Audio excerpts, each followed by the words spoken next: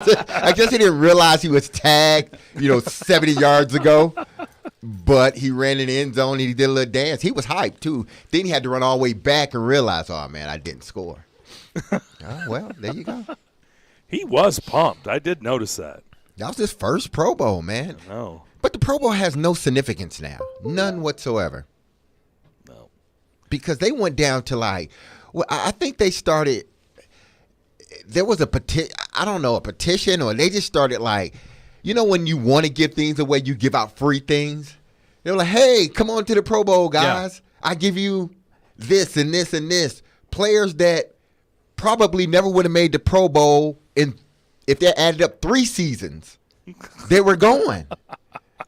It just doesn't make any sense because guys truly don't want to play in it. Like the top line guys really don't want to play. And if they have any reason to pull out, they will pull out of the game. If it's a tweak or anything, they are not playing. I guess I remember when I was a kid when this was well before the salary cap.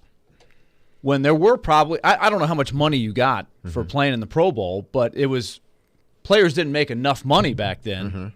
And so it was probably worth trying to win whatever money you could get, or at least playing in it to get whatever money you got. But that sort of steadily has gone out the window, and it's not worth the risk of playing a real game to where you could get hurt and hurt even if you're not making that much money, and if you made, I don't know, $250,000 for making it. All these guys, if they're on the active roster, all these guys are making great money. Yeah. So you want that next contract, and you don't want anything that could have a team think about cutting you or lessen your value if you're up for a new contract. You just can't. It's not worth the risk. They're making 6 figures for the game. Yeah. But win or lose. So how much money would you have to pay? Like you'd have to put a pot together of $1 million per player or something. Like how much money would make a difference for a player saying, yeah, okay, that's worth it for me to go play? You'd have to put a huge amount of money together. I'm a guy, say if I'm I don't know, if I'm, and I hate to bring the name up because, it's Aaron Rodgers. If I was Aaron Rodgers, I'm making $40 million. I'm not. It's not. Yeah. There's no amount of money. Exactly. It would be worth it. No amount of money. No. Unless you're going to give me $100 million, then I'll play. Yeah. I'll play my heart out. But if you're giving me $1 million, even though that's great money, it doesn't, the risk and reward is not there. No. Who's Aaron Rodgers? I don't know. Some guy that's I think he moved next door to me. I don't know. Well, why didn't you break the story on our show? Because I'm just renting a place right now. Till my house is finished. I think it looked like him. I don't know. Oh, so misinformation. He's a renter. Aaron is a renter. He is not building. Home values are up. It's hard to find a place. Breaking news here on Darren, Donick, Chase, and D-Mace. Not a lot of real estate out there. It's hard to find. Breaking news on the midday show. Aaron Rodgers is a renter in Nashville. He is a renter. I said I was a renter, and I had just woke up, and I had a little cold in my eye, a little sleep in my eye, so it looked like Aaron Rodgers. But it just could have been some guy, Let's mess up Radio Row this week on Super Bowl 56. Breaking news yet again in Nashville. On the midday show, Aaron Rodgers is a renter. He's renting right next to D-Mace. That's awesome. Sources tell us, D-Mace, that he is next door neighbor. He is a renter. As they both build their houses in Nashville. People, he doesn't live next door to me. I am renting, but he's not living next door to me. Oh, man. Boy, oh, boy. By the way, Elijah, would somebody let me in this damn Zoom so I can see these guys? Please. Well, I haven't even Yeah, what's the story, Elijah? Yeah. Do we have to Zoom on our own, or is Yeah, it's a Zoom party today. it's a Zoom party today? Okay. Okay. I'll have to work on that. I hope Chase can step in and just show us what he's wearing today. What type of suit he's got on. He has on a quarter zip again, I think. Okay. He loves the quarter zips, zip, yeah. as do I. I think nothing wrong with that. I was about to say Willie he don't have on a quarter zip. I do have a quarter zip under the full zip. I like got layers. I like to do the layers. I got full zip zip and quarter zip. Okay. It's part of my layer routine. Okay. I do like to go with the layers. Okay. 3 layers today. It's not that cold today, Willie. No, but you never know in the studio, Yeah, D-Mace. You know how it is. Like you can come in here and it can be Jack Frost. It nipping was at your Jack, nose. It was Jack Frost when I walked in there. Absolutely, and it can also be like a sauna. Exactly. Yeah. So you gotta have layers. Layers. See, it's flexibility. better to have on the layers and then be able to take off. You can add. Yeah. You can subtract. That's the key to layers. There we go. I think Willie pretends way to of be life. Superman. He likes to, just or a wardrobe change. Like he's doing a concert. I think Sure. every hour he's in a different outfit. Yeah. Hey, it says the host will let me in soon. Isaiah, are you gonna let us in? I can't get in Who? either. Yeah. Huh? I can't get Who'd in. you the ask Zoom. to let you in? The host. The host. You call me Isaiah. Yeah, I Isaiah called him Isaiah. Thomas. I Yeah. called him Isaiah for some Is reason. Isaiah Wilson in here? Yeah, He's I a called him Detroit Isaiah guy. for some reason. I'm Elijah. Well, he mentioned Chuck Daly Elijah, before, yeah. so he's I had thinking, Isaiah on he's my thinking the mind. bad boy from the. Elijah, Isaiah. You can kind of both of them are in the dictionary, Bible, right? Elijah and Isaiah both are in the Bible, so you know what I mean, Elijah. They're biblical. Yeah. Well, if Isaiah Wilson's in the studio, let's have him do some raps coming out of breaks, okay? Let's hear his music talents. He's our musical guest for today. The Super Bowl has a musical guest. We need a musical guest. We might need an update on how that's going for Isaiah. Like, where is he trying to play football? Is he USFL material? Is he doing the music thing? That's a I'm great just curious. question. Like, I hope don't the know. guy gets his life together sometime down the road with Yeah. something. Yeah, I haven't heard anything in a while. I haven't heard anything either. I mean, Yeah. sad situation. I was to say, I think we kind of know. Yeah, unfortunate. By the way, listen to this. This is funny. As we get ready, we'll have Ross Tucker coming up in about 5 minutes. Greg Wyshynski tweeted out about 10 minutes ago. I don't know if you guys saw it, right when we're coming on the air. The NHL, they rolled back, like the NFL Network rolled back and played the Pro Bowl yesterday. Well, the NHL, evidently, they kept playing the All-Stars competition. They taped it, and evidently some sports books were allowing bets What? What? Sucker bets? that already had winners. Yeah, they got fooled. The books got fooled. How about that? How could the books get fooled on Exactly. that? I know. It's in your home. A lot of. I mean, it's there And in it's, Vegas. by the way, in Vegas. Exactly. How do? Yeah. So if someone wins, like, had I put down $1 million, you better give me my money. Boy, I'm just telling you, I don't know how that would have played out, but boy, I'd love to know. You better give me my money. That's unbelievable. Because if they take your bet, I don't think they can rescind the bet, can they? I don't know. I don't know the bet. I'm not. Can you imagine I'm not somebody up on the from betting world? somebody from Vegas calling Derek? This is so and so from the Sports Kings, and I saw that you placed a bet for $1 million. And your And team won. I know you won, but that was on tape delay. It was our bad. We weren't supposed to be taking bets there, so I can't give you your money. I'd be like, Like nope. you need to send like Guido and Exactly. Anthony to him. Like usually it's the other way around. Usually they're coming to your door. Like you owe us money. You got to go after them with your guys, with your muscle. Man, I have to bring a lot of muscle. I'll tell you what. Go next door, knock on Aaron Rodgers' door, see if he's got any See if security. he's got some muscle. He's got some security detail, and all you renters go down there and get your money. Man, that Just saying. that has to be because I'm sure there's probably a clause somewhere in there, or if there's not, because nobody ever reads it, they quickly put in the clause at the bottom and say, fine "Hey, print. listen, If it was this there. event has It was been there. played It was there." before your bet. And then there's that one guy that read the whole thing and said, Yeah. "Nah, I wasn't there." Here's the Here's a original copy. right. Here's the copy. I had it. I read it the other day. You would be I've that guy, been reading. Willie. I read the fine Willie print. would be that guy. I don't He know would be about that that. guy. Yes. Now, hold on a second here, Sports Kings. I've got it here in line 36. Page 3, Page 36.3. 3. All right, we'll come back. We'll talk Super Bowl 56 with Ross Tucker. We'll do that next here on the DDC, ESPN 102.5 The Game.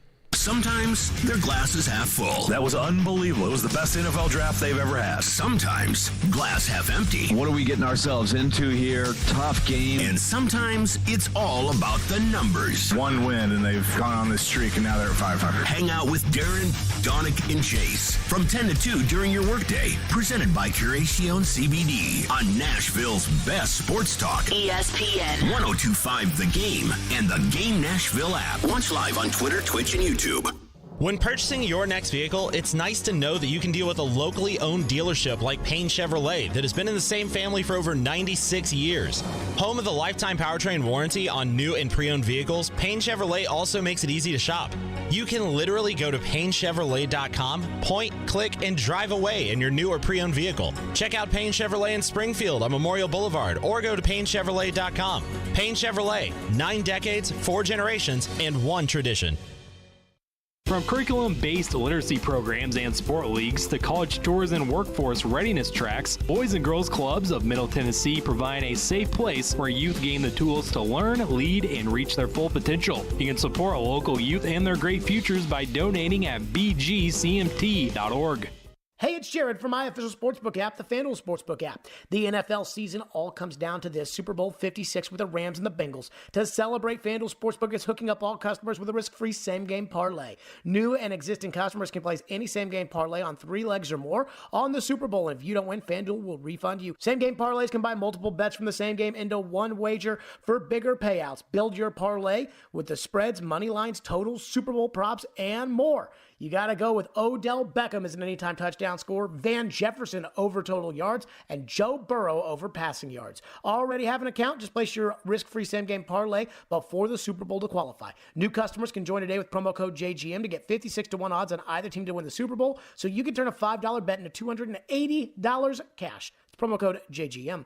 21 and older in present Tennessee. Refund issues and all withdrawable site credit expires in 7 days. Max refund $5 unless otherwise specified. Restrictions apply. See terms at sportsbook.fanduel.com. Gambling problem? Call Tennessee Redline 1-800-89-79.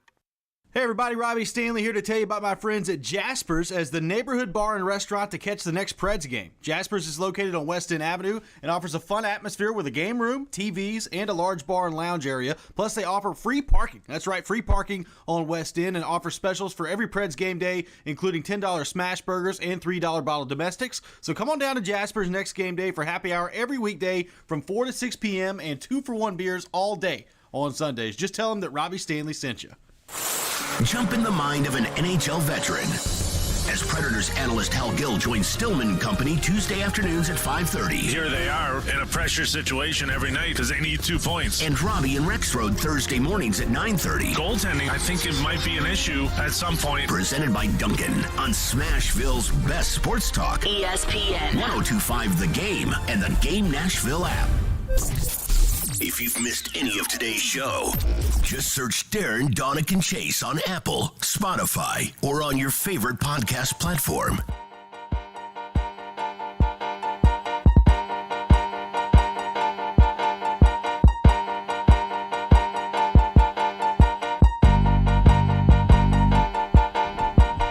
Back here on the DDC, our show presented by Creation CBD, products curated for life. Don't forget, you can watch us streaming live on Twitch, Twitter, YouTube, and Facebook Live every single day. Our video streaming is brought to you by the law offices of Amanda Gentry. Still waiting to hear from Ross Tucker. I think this may be him calling in right now. Don't know if he's okay. Just super quick, gamut. just to clarify, while we get him on the line on the Wyshynski article, 2 of the events, the ones at the fountains that Roman Yossi was in, and the blackjack where you shot the pucks along the strip to the big index cards, those were pre-taped on Thursday. So they were taking bets on Friday before the results aired. But in theory, you could have been on the strip and watching, or had some intelligence, maybe a family member of Roman Yossi or something. You might want to bet on Werenski. Use the burner phone. Did Pavelski? Pavelski. Oh, sorry, I was just sneezing there. Pavelski. Use the bold burner phone. Hey, listen, I didn't tell you this. Are they going to honor the winning bets? No, they're avoiding the bets. Pre-recorded event. Boo. Yeah. Wow. Boo. Oh, right. well. Let's bring in Ross Tucker. Super Bowl 56, the week of.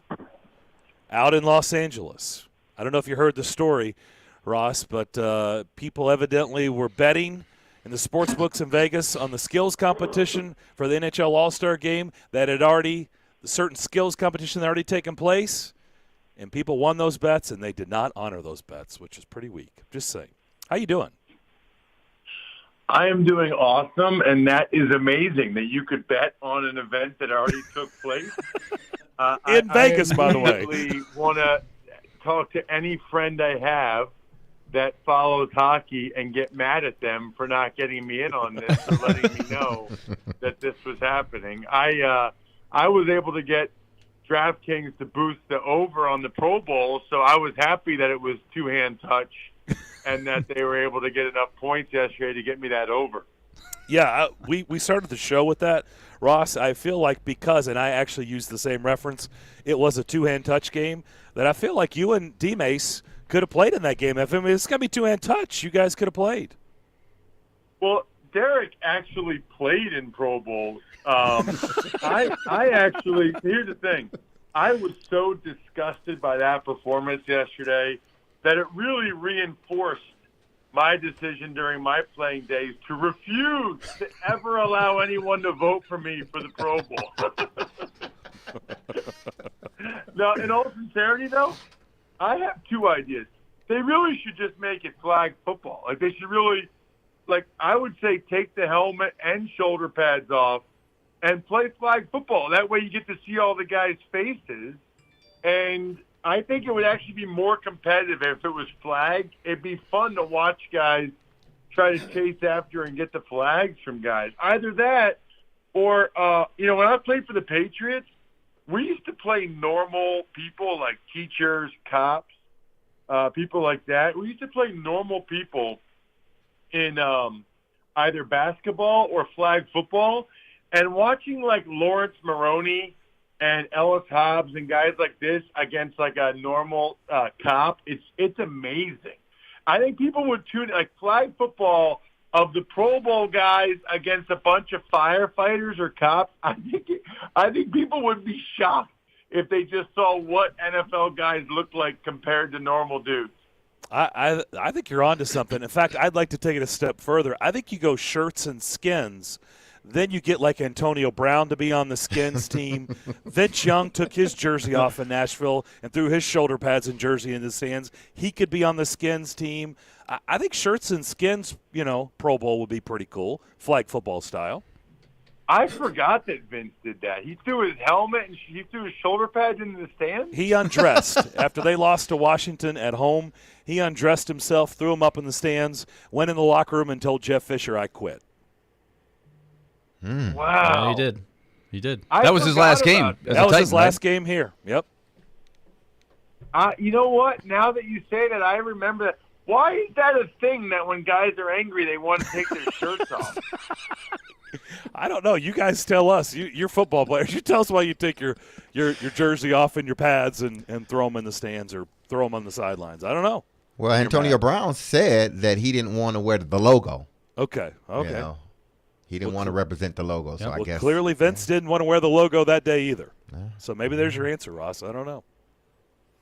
How do you think this is going to – I think if you're like a jacked dude, that makes sense. But especially when I was in the NFL, I'm not trying to show everybody all 320 pounds.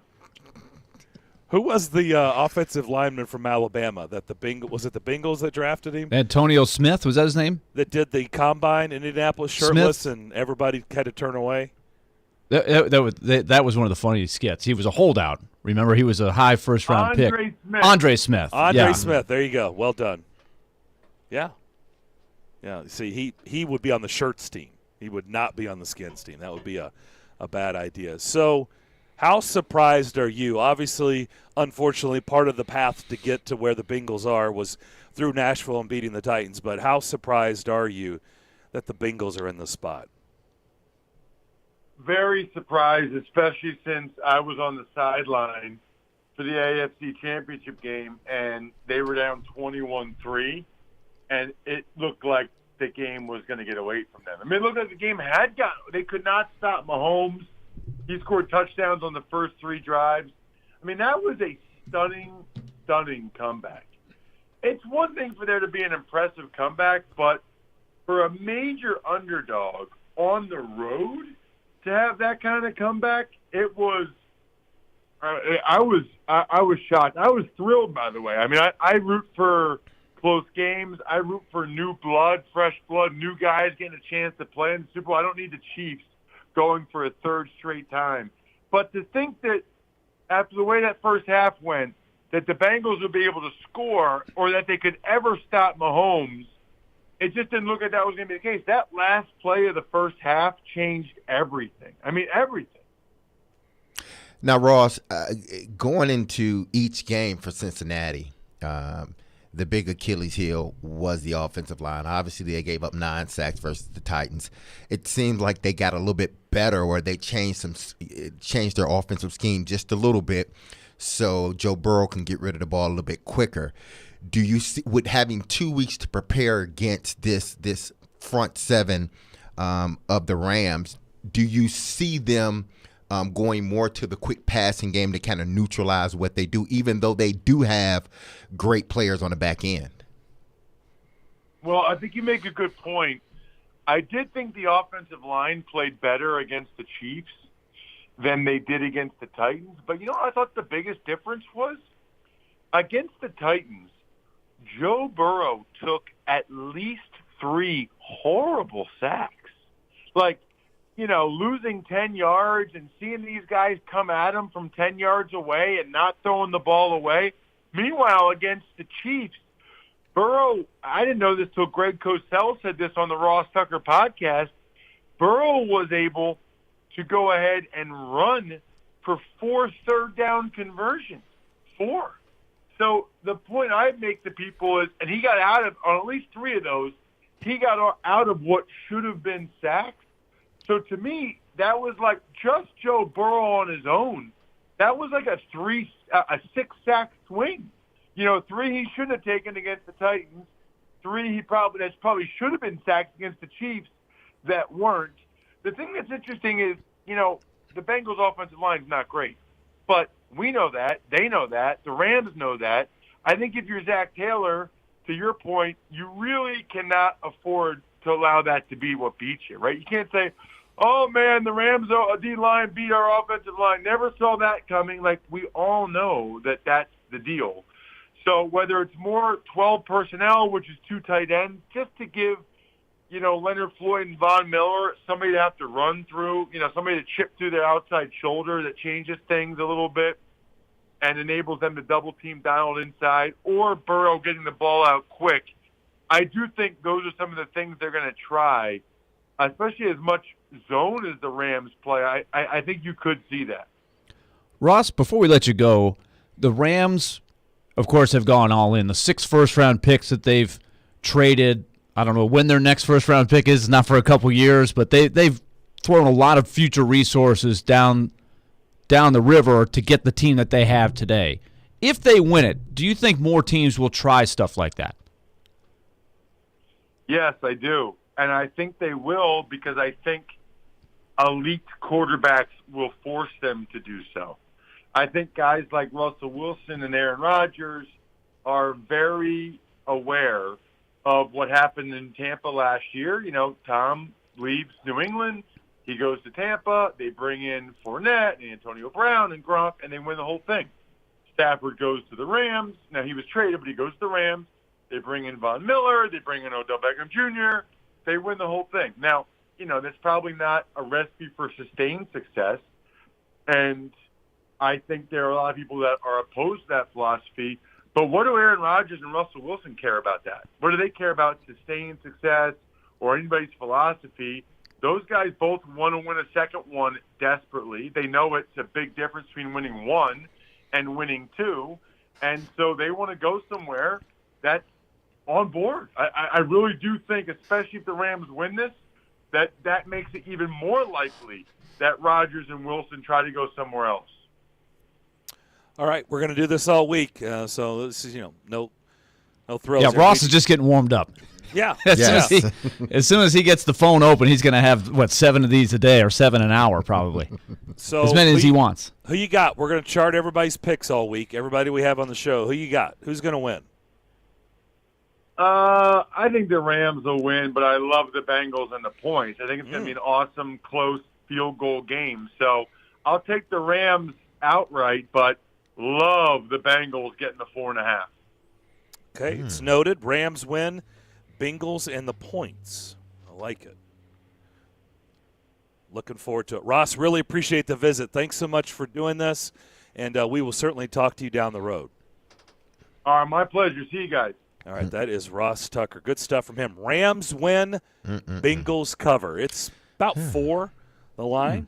You think it goes down as we get closer to the game? I'm actually surprised it's that low. I thought it might be a little higher. Really? I thought it might be like 5.5, 6. Well, I think the Bengals have kind of forced that line down. You know, I can see it getting down to 3 points. Okay. I don't see it. You don't? I don't. It's just I hate to bet the way they've been going. I just hate to bet against Cincinnati. Do I think the Rams win? Yes, but I'm like Ross. I think the Bengals cover with the points. What if it goes down to 3? I might pick the Bengals then because of their kicker. If you go down, I might take the Bengals. Well, I mean, but you're the Rams are the favorite. Yeah, I know the Rams are the favorite, but why would you like the Bengals going down? I mean, if it gets down that low, I'm taking the Bengals. I just am. Okay. I like what Ross said in regards to the offensive line. They've had 2 weeks. Everybody know what their Achilles heel. They know. The Rams know. They're going to fix it. They're going to do something to neutralize. And again, this is the Rams, y'all. Okay? 1 week you might get the greatest defense ever. The next week you might get the defense that you're shaking your head and scratching your head like, what are they doing? And that was almost the case against Tampa. What are they doing? All right. When we come back, there wasn't a whole lot to watch last night. So this show found themselves watching Man in the Arena, the first episode, because it was on ESPN. And ESPN was also showing the E60 piece. They kept running that on a loop about the tuck rule. So we'll get into 30 that. for 30. No, I thought it was E60. 30 for 30. Was it? Yeah. Okay. Yeah. 30 plus 30 is 60, but this was a 30 for 30. It wasn't E60. It was E60, but it was a 30 for 30. I didn't know 30 plus 30. Okay, fair enough. I do reference Kentucky math a lot, so that's fair.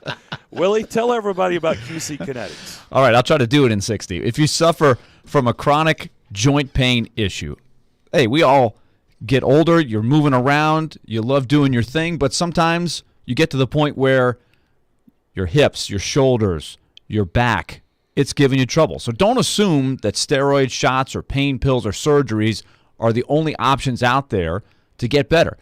I want you to try to explore this option from QC Kinetics. It's great. It's been doing a lot of wondrous things for people all around the country. It's the nation's leader in using biologic therapies to repair damaged tissue in your aching joints. Great success rates. So people with that knee, back pain, shoulder pain, they're moving again. They're enjoying life again with the help of QC Kinetics.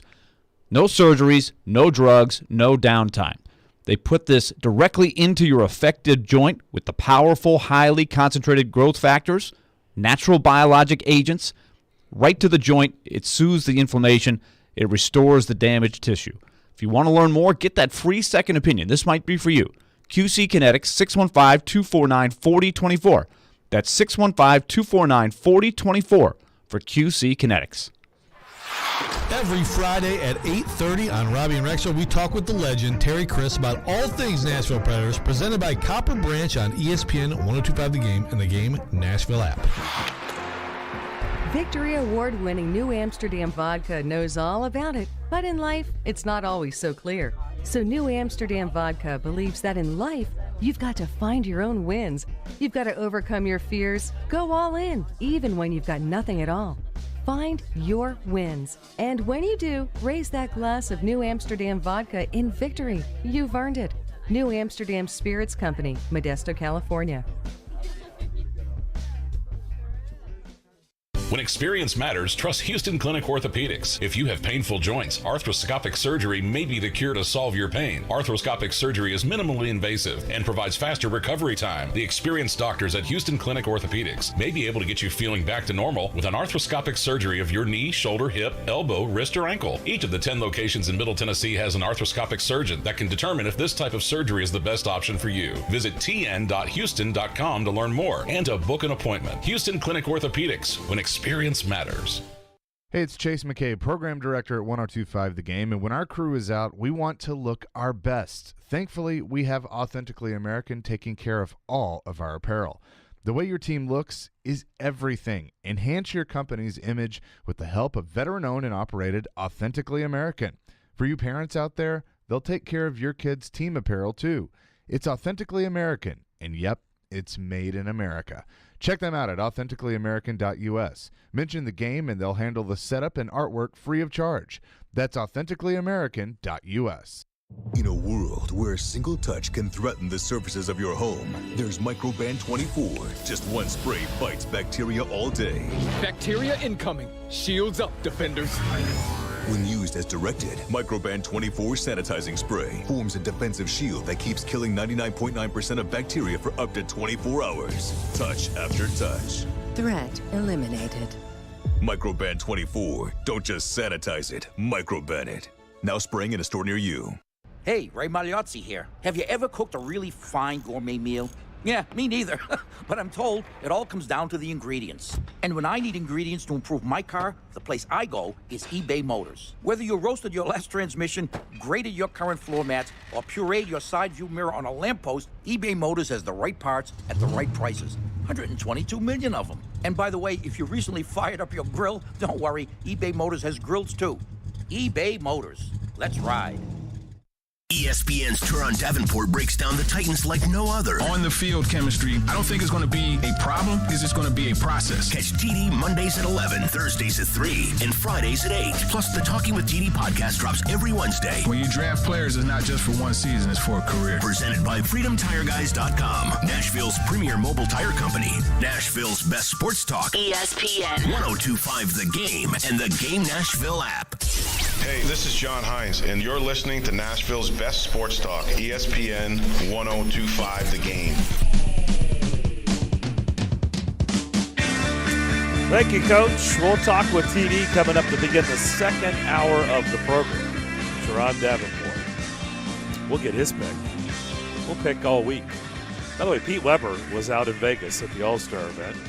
We'll talk to him about his experience coming up at 1 o'clock. Back here on the DDC, Darren McFarland, Willie Donick, and Derek Mason with you. So the Tuck rule, or the Tuck, well, I don't know what they officially called it. What was it? The Tuck game? The Tuck rule game? The Tuck rule. The Tuck rule. Okay.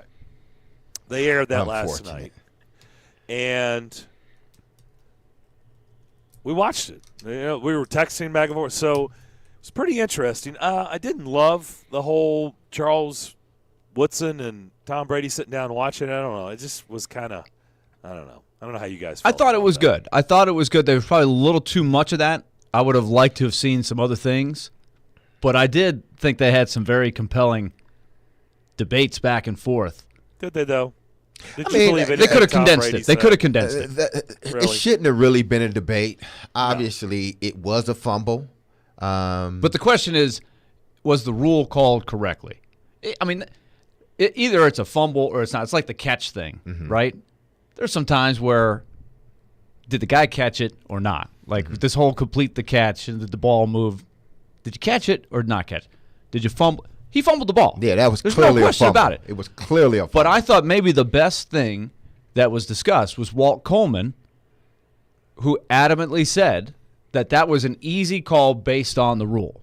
Now, as we know, and they don't reveal this until the very, very end, that rule is no longer a rule. But the rule stayed in for like 11 more years. It wasn't until 2013 that they got rid of the, quote, Tuck rule. So it had been a rule, and it stayed a rule for a long time. Walt Coleman said, the quote was, that was an easy call. That was an easy interpretation of the Tuck rule. Well, bad rule. We all agree it's a bad rule. You know they can't just right away change it. because if they do, They that look bad, right? Yeah, they Yeah. look bad. Yeah. So they couldn't change it in the offseason. They had to wait for people to forget about it Yeah. and then kind of change it when no one else was thinking about it. And then if it ever came up again, they say, oh, well, we changed it. It's no longer a rule. Yeah. So, but it was just unfortunate for the Raiders because, for all intents and purposes, they get that, they run out the clock, or there's, 20 seconds left. Right. And, they had an hour-long show, so they had to milk it a little bit, and that's why I think they left in a little too much of Charles Woodson and Tom Brady. Woodson's thing was, even with the rule, he still thinks in the interpretation it still should have been a fumble.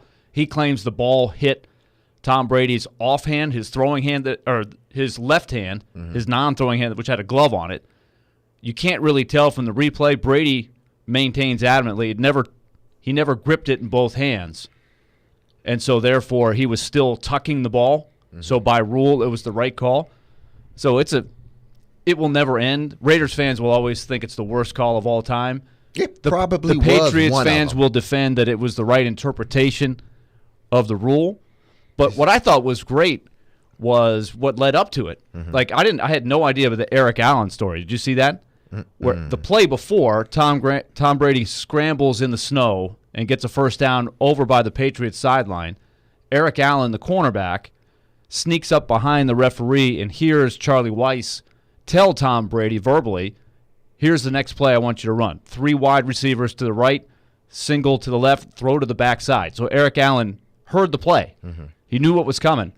And so he took away the pass, the first read for Tom Brady, which had him shuffle in the pocket while Charles Woodson is blitzing. And so that sets the stage for the tuck rule. I never knew that story.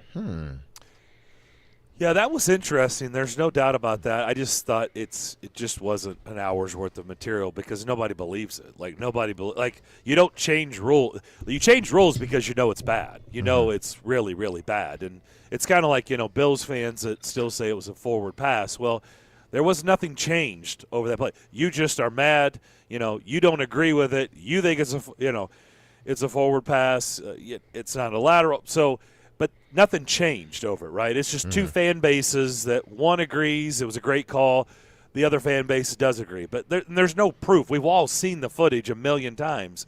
Like, there is no definitive angle that says, see, here you go. This is why, it was it's not there. But it's debatable. But in this case, nobody's really I thought Tom Brady – to me, looked like a guy that was literally he didn't believe a word he was saying. He was just doing it for the show, and he was making his case and I get why he would do it, but I don't believe he believed one word that came out of his mouth during that. No, 99.99% of people had never heard of that rule when the play happened, including Tom Brady.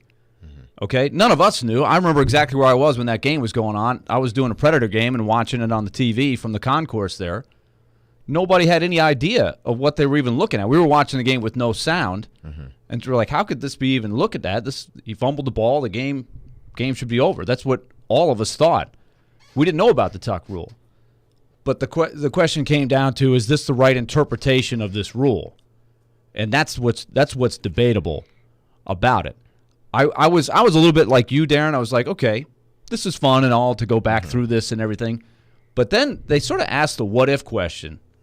Because another section is, of course, the Patriots saying, well, we still had to move the ball down the field in the snow and kick the game-tying field goal. And Vinatieri's game-tying field goal is quite a shot, right? 45 yards in a driving snowstorm. That was pretty amazing, too. So it's like they still had to go win the game. I get it.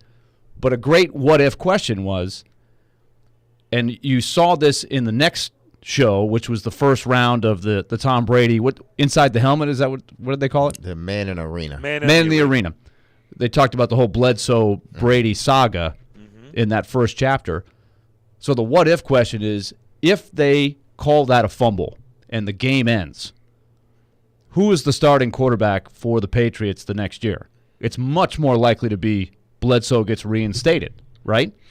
Or not necessarily. That's the question. The way that whole Man in Arena thing went, and I text you guys. I thought that was really good too, to watch the two back to back. I'm like, it just seems like because how one guy got the job, it happened in reverse. So shouldn't the other guy who came in and led them to a victory, because he led them to a victory because I think they were losing at the time or it was a close game, and he actually led them to a victory, but then he couldn't get his job back.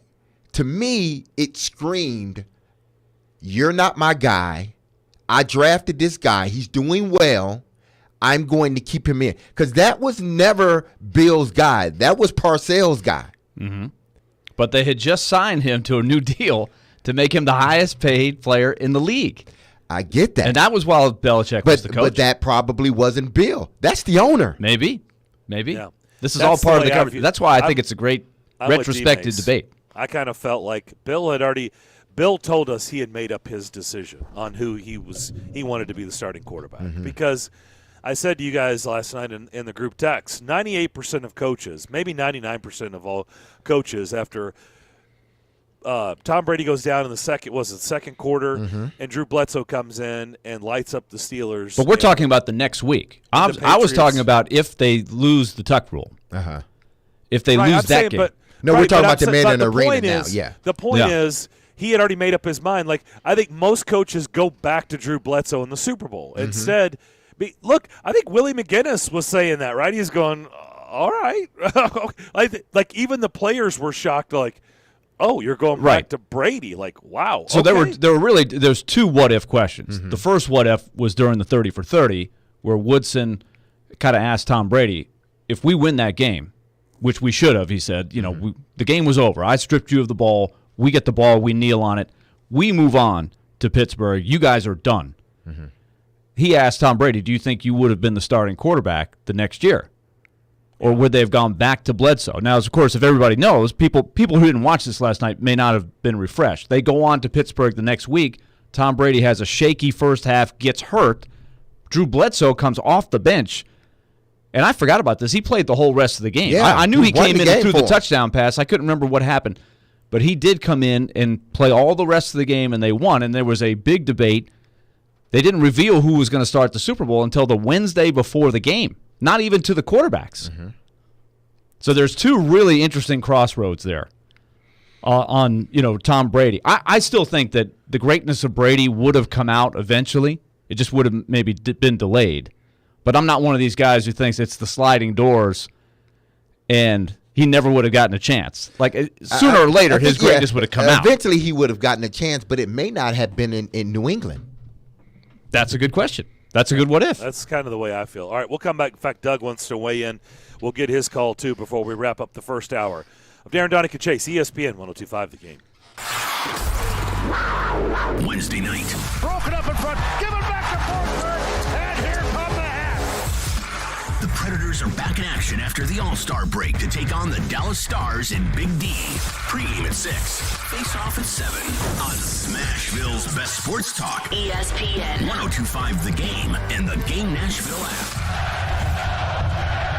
Call in to Morning Drive with Robbie and Rexroad this week. It's your chance to win a 4-pack of wristbands to the 46th Annual National Wild Turkey Federation Convention at Opryland Resort, February 16th through the 20th. And click on the contest tab at thegamenashville.com for another chance to win. The NFL season comes down to this, folks. Super Bowl 56, Rams, Bengals. And to celebrate, FanDuel Sportsbook is hooking all customers up with a risk-free same-game parlay. Joe Rexrod here to let you know that new and existing customers can place any same-game parlay of 3 legs or more on the Super Bowl. And if you don't win, FanDuel will refund you. Same-game parlays, of course, you got multiple bets on same game into one wager. You get a bigger payout. My same-game parlay for this, I think, would be Rams on the money line. I think I'm going to go over for the game and over for Joe Burrow passing yards. If you already have an account, just place your risk-free same-game parlay before the Super Bowl to qualify. New customers join today with promo code Joe102. And you'll get 56-1 odds on either team to win the Super Bowl. A $5 bet can become $280 in cash. That's promo code Joe102 on the FanDuel Sportsbook app. FanDuel is an official sports betting partner of the NFL. You must be 21 or older and present in Tennessee. Refund issued is now withdrawable site credit that expires in 7 days. Max refund $5 unless otherwise specified. Restrictions apply. See terms at sportsbet.fanduel.com. Gambling problem? Call the Tennessee Red Line, 800-889-9789. From the Fox 17 News Code Red Weather Center. I'm Fox 17 News Code Red meteorologist Dan Guthrie. Plenty of sunshine for us today that will continue into the afternoon. and really for most of the week. High today only 49, but we are in the 50s for the rest of the week. This weather report brought to you by Hiller Plumbing, Heating, Cooling, and Electrical. Call the Happy Face Truck today. Need cash for that home improvement or want to finally be credit card debt free? How does a check for 80 or 90 grand sound right now? Loan Pronto can do it for you, whether you have a VA loan or a conventional loan. They're helping local homeowners convert their home equity into cash with zero closing costs. Willie Donick here. Listen, your home value is up. Let Loan Pronto tap that equity and get you the cash you need. Pay off high interest loans. Start that home remodeling project. Veteran homeowners are really loving this because with a VA loan, you can tap 100% of your home's equity. That's a ton of cash. Loan Pronto's all-digital process makes it fast and easy. They are doing loans with APRs in the 2s. And if you call now, you can even skip your next 2 house payments. Call now to see what your options are. Loan Pronto, 615-499-5780 or loanpronto.com. That's 615-499-5780. Equal housing lender, NMLS 166-1781. Subject to lender approval. Not all loans apply.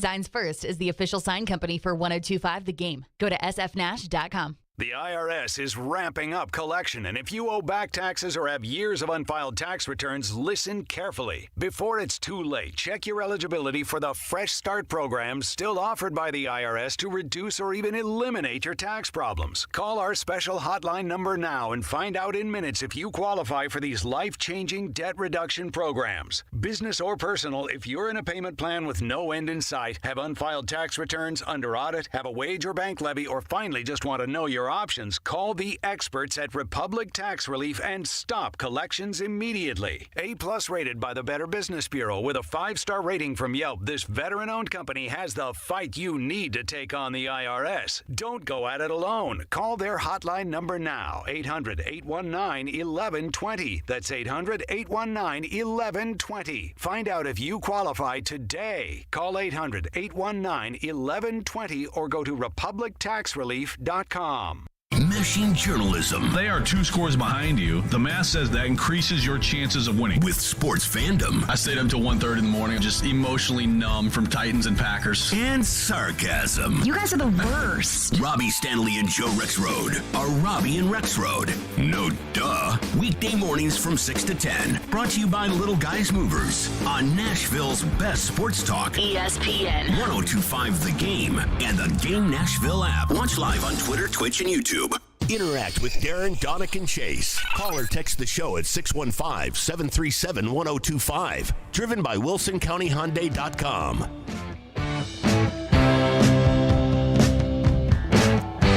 This is what I know coming up in about an hour, so keep that in mind. We'll have Judas Priest tickets at Municipal Auditorium on the line for that. You'll have to get involved.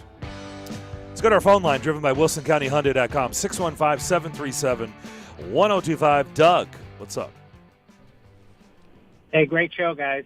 Thanks. Hey, Thank you. The NFL rules, you mentioned the tuck rules, and I always say besides the overtime rule that they will not change, and I can't for the life of me figure that out, how you can't guarantee both teams to possess the ball. The one that gets me, and I'm going to date myself a little bit, but I remember Freddie Biletnikoff and Chris Carter on the sidelines catching the ball, feet in bounds.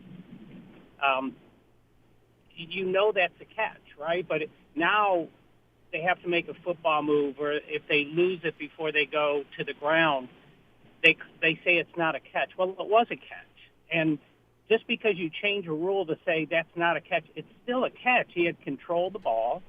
He's going down, and just say he loses it after having controlled the ball out of bounds because someone hits him, and they say it's not a catch. I don't understand that. I'd like to hear from you guys what you think of that rule.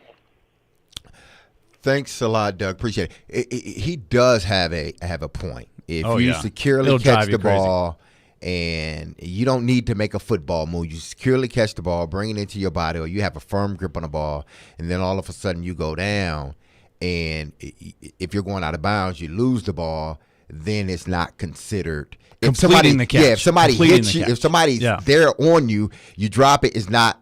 Well, in the field of play, if I do that, fall on the ground, it's not considered a fumble either, but it's considered a catch. It's the NFL. I think they've tried to be too perfect. Yeah. In I think that's where it getting comes these from. rules together. It's like, man, listen, the guy shouldn't have to take 3 steps in order to realize, oh, he has the ball. A guy can catch the ball, put it away, take that 1 and get ready to take that 2. If he gets hit, it's not a fumble. Oh, well, he didn't make a football move. No, he securely had the ball. Everybody in the building saw it. The NFL has become, we want to make sure we get this perfect. Mm-hmm. So there's no ambiguity in this. It's either a catch or it's not. And a lot of times it just frustrates fans. It frustrates the pass catcher. And it frustrates teams. I mean, it's a product of the replay and how replay has evolved the way we all watch the game. Because they want, like you said, they want to get it right. But then stuff comes up with replay and all the camera angles. Like, well, we got to make a rule to try to get this right. Exactly. And the rule book becomes too thick, and then there's too much detail. And you ask yourself, is this actually better than it was before replay? Because I remember one of the greatest catches when I was a kid that people talked about all the time, Butch Johnson. It was the first Super Bowl I ever watched. In the Superdome, Butch Johnson, the Cowboys, against the Broncos. He makes a great diving catch for a touchdown. Big play in the game. And if you watch that play today, that wouldn't be a catch today.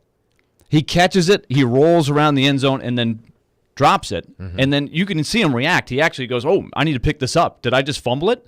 He picks it back up.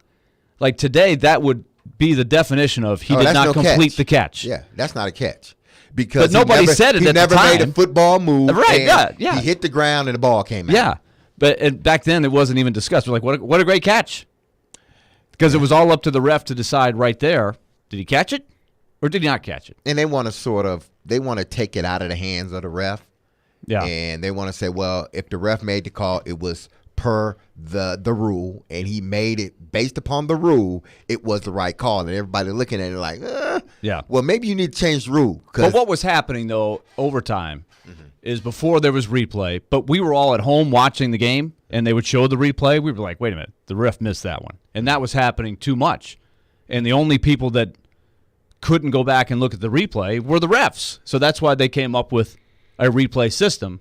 But now the replay system is so complex that it leads to stuff like this. It takes them 2 or 3 minutes just to get a call right. Right. It takes too long sometimes.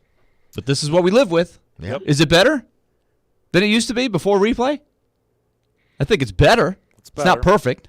No, but it's better. You don't think it's better? I don't think it's better. I think it's just because it was one way or the other. And I think football, these refs understand it a lot better now, that they can make a call, and even if you go look at it on replay, it was the right call. I think back then it was a little bit different. Now I think because they have more refs on the field, guys assigned to certain areas and they're only watching, so it gets a little better. It gets a little better, period, because of that. I think replay slows the game down. And then you're replaying, a lot of times you're replaying things that is so obvious. But you got to go back and look at it just for the sake of looking. Just to say, okay, we looked at it and we affirmed that it was a fumble or not a fumble. Yeah. Rich Bisaccia has been named the Packers' new special teams coach. Who? So it goes from the Raiders head coach, interim head coach, to now the Packers special teams coach. By the way, will anybody recognize him? Like he's going to be walking around Green Bay, and he's going to be like, remember me, that Sunday night game that everybody thought was going to be a tie, and we got to the playoffs? That was me. They're like, no way, that wasn't you, man. That was Rich Bisaccia. Who are you? Do you remember? At some bar in Green Bay, people are going to like, yeah, right, you coach the Packers. Yeah, whatever. Do you remember when that guy, Vince Ferrara, tweeted that picture of me in the hotel room writing thank you letters? That was me. That was me. That was me. Yeah, right, Dan. Well, I mean, he can turn it to John Harbaugh. John was a special teams guy, and look at him now. Maybe he'll spring back. Head coach, won Super Bowls. I mean, hey, there you go. Unbelievable. By the way, they've got nowhere to go but up. Special teams for the Packers this past season. To be a number 1 seed and be that atrocious on special teams was pretty amazing. So they've got nowhere to go but up. We'll talk with TD. Teron Davenport coming up to kick off the second hour. That's next. ElectronicExpress.com. We make it happen. If you suffer from chronic joint pain, don't assume that steroid shots, pain pills, and surgery are your only options. You can call now to get real, lasting, life-changing relief from QC Kinetics. QC Kinetics is the nation's leader in using biologic therapies to repair damaged tissue in your aching joints. The success rate is staggering. People with knee and back pain, shoulder pain, hip pain, they're moving again, enjoying life again with help from QC Kinetics. This advanced, unique treatment protocol uses natural biologic agents, mostly from your own body. These powerful, highly concentrated growth factors are put directly into your affected joint, going to work to soothe the inflammation and restore damaged tissue. A truly regenerative treatment. No surgery, no drugs, no downtime. Finally, a new, different, highly successful approach to dealing with joint pain. Is it time you got a second opinion? Call the local medical professionals at QC Kinetics now. 615-249-4024. 615-249-4024. That's 615-249-4024 for QC Kinetics. Furniture has never been easier to buy than now at Social Furniture. All the 2022 sofas, sectionals, and mattresses are arriving daily with the latest styles and colors ready for delivery. All furniture at Social is top quality solid woods and designer fabrics. There's no waiting, and they have same-day delivery for your convenience. Use their financing and pay no money down and pay no interest for 1 full year. Buy local, support Social. Social Furniture on Charlotte Avenue in West Nashville. Social Furniture is a proud supporter of your Nashville Predators.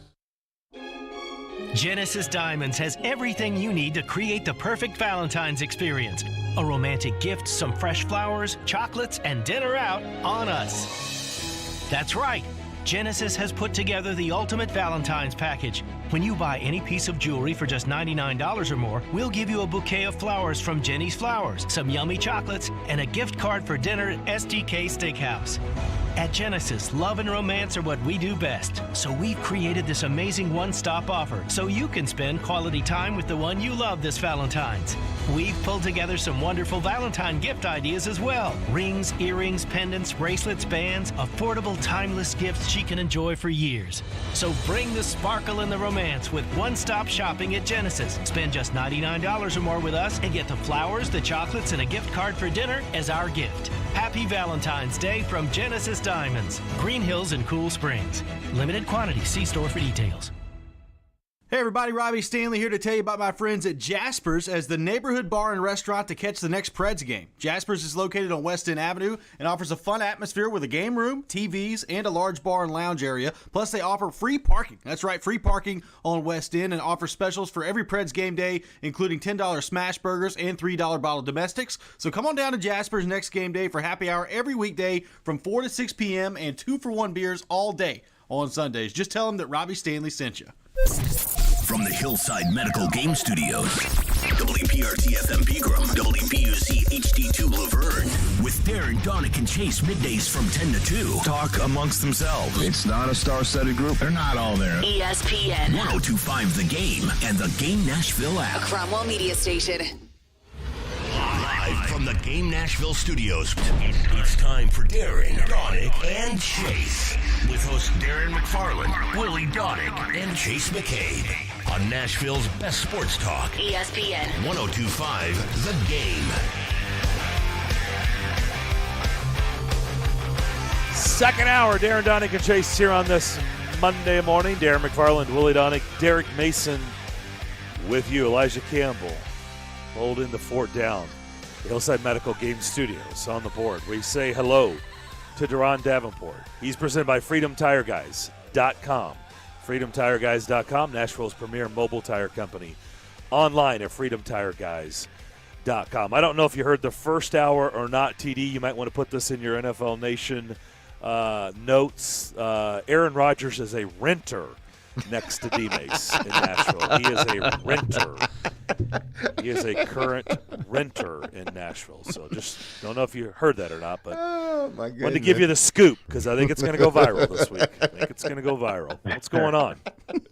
Oh, well, I guess you've brought me up to date in the latest episode of as Aaron turns, or they used to have a show back in the day called Nashville, right? So I guess Yeah, they did. We could turn that way too. Well, let's also thank Tehran for actually going to somebody and asking the question so we could stop the madness of this whole thing. But I don't, and I know we gotta get the TD, but I don't understand. It just blows my mind. It blows my mind that just because someone moves here all of a sudden, see, we told you. It's like, seriously? First of all, he hasn't even moved here yet. I don't get it. We were just D-Mace was kidding, by the way. Yeah, so I was kidding. And then I heard somebody say, "Well, it takes 9 months to build a house." In what world it take 9 months to build a house that he's going to build? It's going to take about 2 years almost. I was going to say 9 months. We're not building a We ain't talking about a track home here. You know what? The Titans need a tight end, man, and George Kittle, he lives here in the offseason. So, and he built the track home too. Took him 6 months. No, I'm just playing. But by the way, D-Mace is renting. That part I is am true. That he part is is true. That's a fact. Yes. Because he's building his mansion. So it's going to take how long, D-Mace? How long will you be renting? By about another month. Oh, okay. Okay. That's it. You're About scaling another month. down then, huh? No more West Wings? Nah, I can't tell everybody that, man. Ravens and Titan shrines? I can't. Those rooms gone away? I can't divulge that information, man. Okay. Yeah. All right. Fair enough. What did you make of John Robinson's comments last week? I thought they were interesting because there was a degree of frustration there. That's how I kind of took it. Mm-hmm. Just that he is a guy that brought Tannehill here and but facilitated the opportunity for him to turn his career around, and that's what has happened. I mean, this team has won with Ryan Tannehill, but I think let's face the facts. The ultimate prize is to win the Super Bowl, and that's the goal that everybody has. So really, them meeting John Robinson and Mike Vrabel committing to Ryan Tannehill means that you have to find ways to just further accent what he brings to the table. And I just, when I look at that, and then I look at Patrick Mahomes, I look at Joe Burrow, I look at Josh Allen, I look at Lamar Jackson, I say to myself, okay, how will this pan out? So I think really the comments were definitely what I would expect, from John Robinson as far as pointing to some of the things that Tannehill did. I just wonder how much they're going to be able to devote towards being great around him, because that's the comment that Mike Vrabel made. Yeah. By the way, that's a really good point, because I certainly felt the same way. I felt like, wow, he's you could tell this is bothering him. He's pretty angry about it. At least that's the way I took it. I don't know if you were going that strongly, but I sense what you're saying. Like, it seemed like there was a little bit more oomph to his words, right? Yes. Yeah. Yes, definitely. So what do you think, how do you begin to try to – because, look, this is, when you underachieve, it's one thing a year ago. It's now as the 1 seed, home field advantage throughout, and things don't go your way. This is typically what happens in markets. You covered the Eagles. You know what it's like, Philadelphia. Certainly Nashville is not Philadelphia, but in most markets, this is what happens. There's going to be a lot of pressure. There's a lot of heat. People are not happy. And so there's going to be a lot of pressure on the general manager to fix this. How do you think they're going to go out? Because there's different layers to fix this, right? They've been down there in Mobile. There's a layer of the draft. There's a layer of free agency. So how do you think they go about trying to fix this? How much of this can be fixed in-house, and how much of this is they're going to need help from the outside? Well, I think most of it is going to be help from the outside. In-house, you have the luxury of getting one of the best offensive weapons in football back for a full season, what should be a full season, right, in Derrick Henry.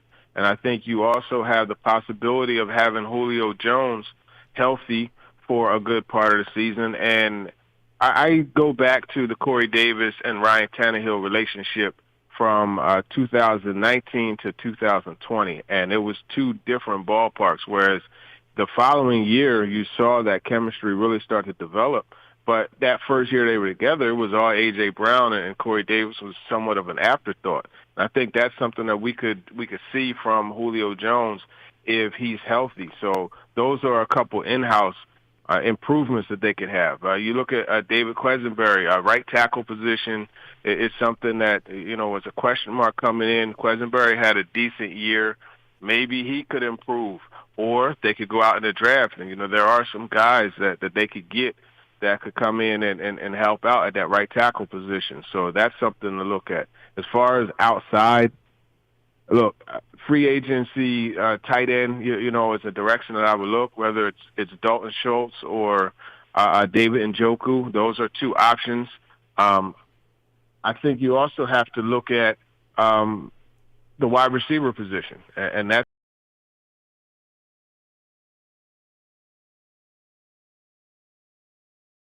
in the first round, of Chris Olave, that type, Dotson, you know what I mean? Those are options as well. So I think the bottom line is adding a dynamic playmaker at wide receiver that could get you the free yards, right? So someone that Tannehill could throw a short pass to that will take it the distance and be able to, make those high percentage throws into big plays. Because not all chunk plays are traveling 30 yards in the air, you know what I mean? Sometimes you do get guys that will make a play out of a smaller pass. So I think that's really what they have to do. And it looks like one of those outside moves has already happened. Jeremy Fowler had put out late last week that looked like the Titans were going to add Tim Kelly to their offensive staff. It looks like they've added Tim Kelly to their offensive staff. So what do you make of that move? Well, yeah, I mean, Chase McCabe, he reported that it was going to be a pass game coordinator. So that's something that should definitely help out. I mean, a lot of people point to this Texans offense last year, and I mean, look, it struggled. I don't care who was involved with it. Like, it just was going to struggle. But you look at the previous year, Tim Kelly did a pretty solid job as far as generating explosives and those type of things. And what does this Titans offense need the most? Explosives. So I think that's something to look at, and that merger there between Kelly and Todd Downing, I think, should be a good thing. And it's very similar to what they did the previous year with adding Jim Schwartz. And then also you got Shane Bowen, who was in year 2. Todd Downing will be in year 2 as a play caller. And I would imagine that he'll be better. So it's a good situation for them. Now, TD, you said, obviously, the GM and the head coach they've dug their heels. Robinson and Vrabel have dug their heels in on Ryan. And I understand, I get it. As much as, the fans are, up and they're outraged and everything else, they've invested in this guy, so they're going to give him all the confidence and all the reassurance that, yes, you are the guy moving forward. Because the last thing you want is a guy coming in, it's sort of like that lame duck guy that doesn't know if he's going to be the quarterback or he's not going to be the quarterback, and you just don't get the play and the leadership that you need out of him. With that being said, if they're not going to do that, which they're not, then you upgrade around him, whether you go get another offensive tackle, you go get another, a center because Ben Jones is a free agent. I don't think they're going to go get another top-notch receiver because they have A.J. Brown. Do you think that money will be better spent? I know they need a tight end. I get that. But if you're talking about a veteran guy, going to get one of these offensive tackles that are going to hit free agent, because there are a few of them that are really, really good. I mean, the guy in I believe, the Saints in Armstead, you got Orlando Brown. He was on a one-year deal after he got traded from Baltimore. So you have offensive linemen that are really good that you can put on your team and automatically upgrade your offense from there. Yeah, I agree. I think when you look at Teron Armstead, you look at Brown, I would be very surprised if these teams allow them to go. But it is a good thing with Armstead and the Saints because their cap situation is just ridiculous right now. So that's possible. I just don't know that they could swallow that cap hit that it's going to take, to bring a guy like Armstead in because, look, really good free agent, really good offensive tackles typically don't become free agents, and when they do, that bidding war is going to be real. So I would probably think that that's not really as much of an option for them. But, I mean, you look at some of these tackles that are being in the draft, there are some guys that could play right tackle. And I think you look at Penning. He's the guy that stood out at the Senior Bowl. I mean, a really nasty blocker. And he's someone that will help in the run. So you could go that route. I think when you look at the draft, if they were to select an offensive lineman in the first round, fans won't go crazy and they won't really love it, because a lot of times when you watch football, your eye is on the football and not on other areas that allow that football to be thrown down the field, and so on and so forth. So I think you do invest in the offensive line. I just don't know that they have the money to do that free agent-wise. All right, we'll come back more with Teron Davenport on the other side. Don't forget, he's presented by FreedomTireGuys.com. We do that next.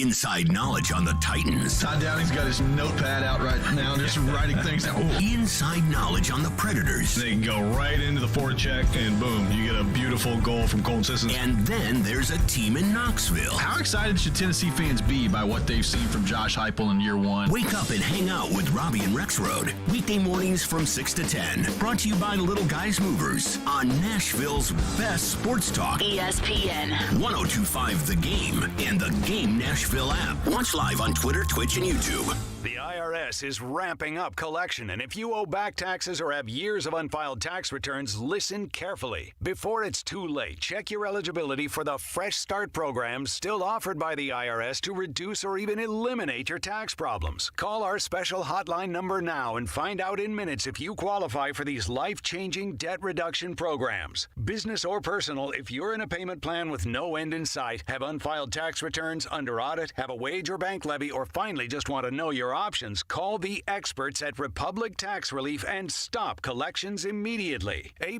rated by the Better Business Bureau with a 5-star rating from Yelp, this veteran-owned company has the fight you need to take on the IRS. Don't go at it alone. Call their hotline number now, 800-819-1120. That's 800-819-1120. Find out if you qualify today. Call 800-819-1120 or go to republictaxrelief.com.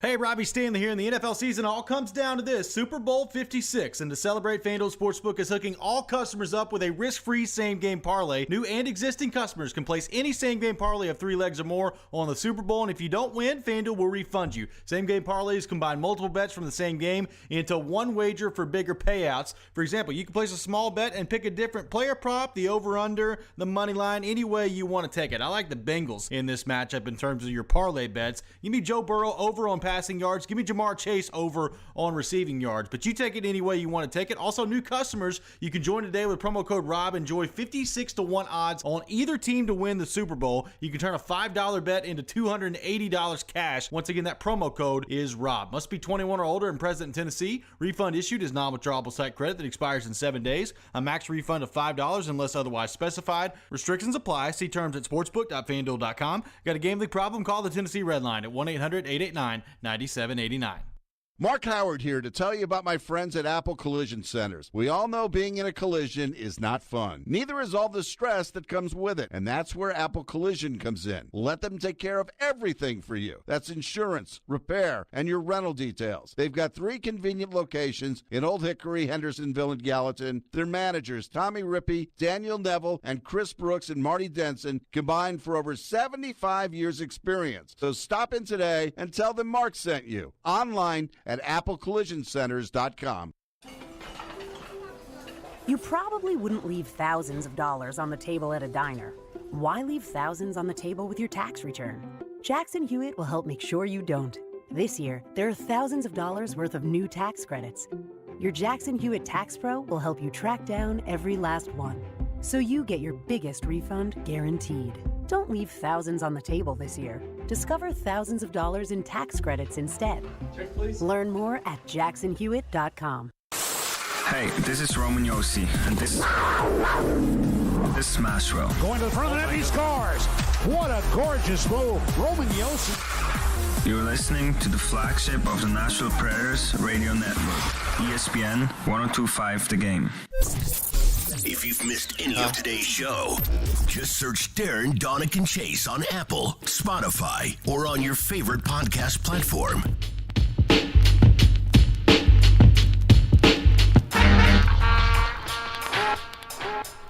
I like that music there. I know TD like it too. You're on with Sometimes DDC. TV behind the scenes will put a little playlist. I like that, Joshua. Isaiah. Was this a request, Elijah, or was this your Elijah, Joshua, Isaiah. We're gonna get this. We're gonna get this. One segment here. I know. I got you. Yeah. No, this is an Elijah Campbell original.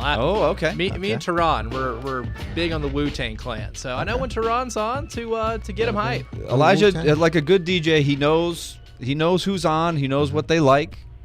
And he goes with it. That's what a good DJ does. Well, listen, I know what TD likes. He likes talking Titans football. Yeah, he does. Let's get back to it. TD, obviously, the big news this week is them bringing in Kelly as the passing. Not Jim Kelly, by the way. Yeah, there was a misprint on the news on the graphic there from one of the channels. I won't name which one. But they bring in Kelly to be their pass coordinator. One, do you think this was a Robinson deal? And two, do you think by doing this, they're putting the heat on Downing? Because regardless of how this ends up, Kelly more than likely wants to be an OC somewhere next year. And bringing him here with an OC that has been for the first year, I think that pushed the pressure on Downing to get this right. And if not, then, hey, we got this dude waiting in line to be an OC. I agree. I think the move was honestly more of a Mike Vrabel move. I know that team has wanted Kelly to be a part of that staff in some way for quite some time now. So this is just kind of the apple finally landing in the right cart for them, so to speak. So I think that's where you look at it. Pass game coordinator is an interesting title. That if you look at Todd Downing, he has done a good job of figuring out ways to make sure that they run the football efficiently. And doing that without Derrick Henry this past season, I think was remarkable on Coach Downing's part. Now, the passing game has had its issues and things that can be just ignited as far as, again, as we talked about, finding ways to manufacture explosive plays. That's something that you don't see as much with this offense. Tim Kelly and the Texans, they did a really good job of that. Obviously, Deshaun Watson had a big deal with it as well a couple of years ago, but I think that's what you're getting. You're accenting what you have. But yeah, I mean, absolutely, it's a tough situation for Todd Downing because it's like, my possible replacement is right here. So yeah, you got to step it up. And I think just this business, it's a result-oriented business, and if you're not getting the right results, somebody will come in and replace you. So it's just business as usual. And as EPMD used to say, it's strictly business, nothing personal. I guess so. That's what it is. One quick one before I hand it over to Willie. Now, do you know if he will be strictly in control of the passing game, or will Downing and Kelly kind of, mesh ideas and then, go with it from there? Because passing coordinator means it means he has total control of what goes on from a passing aspect. And then obviously Downing has the run aspect of it. But is this going to be a mutual thing between the two?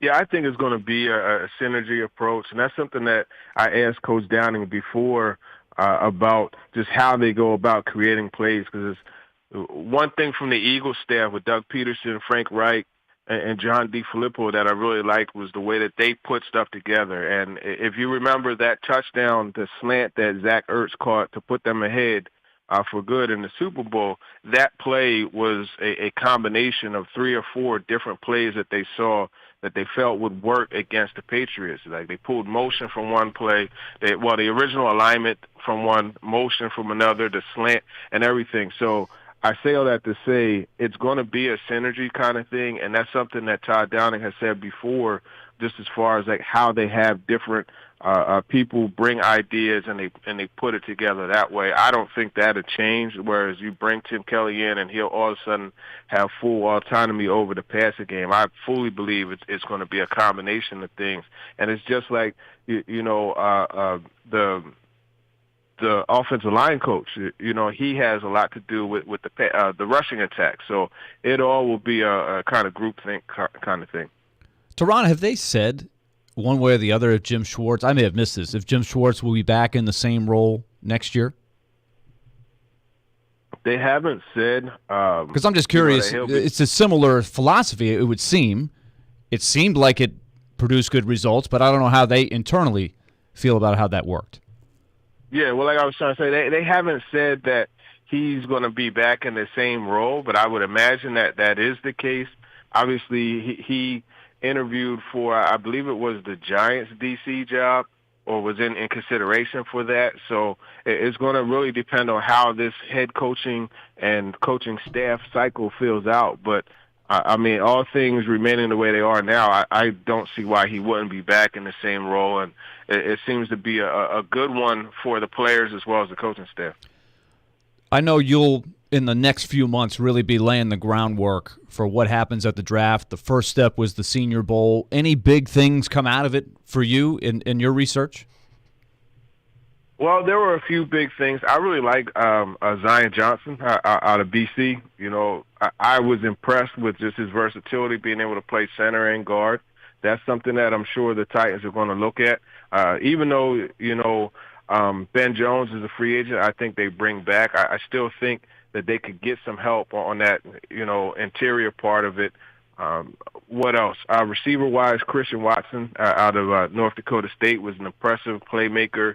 But overall, I think really the main thing is that offensive line. And there were multiple guys down there that were impressive. So as I continue to dig into film, I'll have more on those guys. Obviously, the quarterback is something to look at. Well, Desmond Ridder, I feel like is a fit. Yeah, who should be on the radar?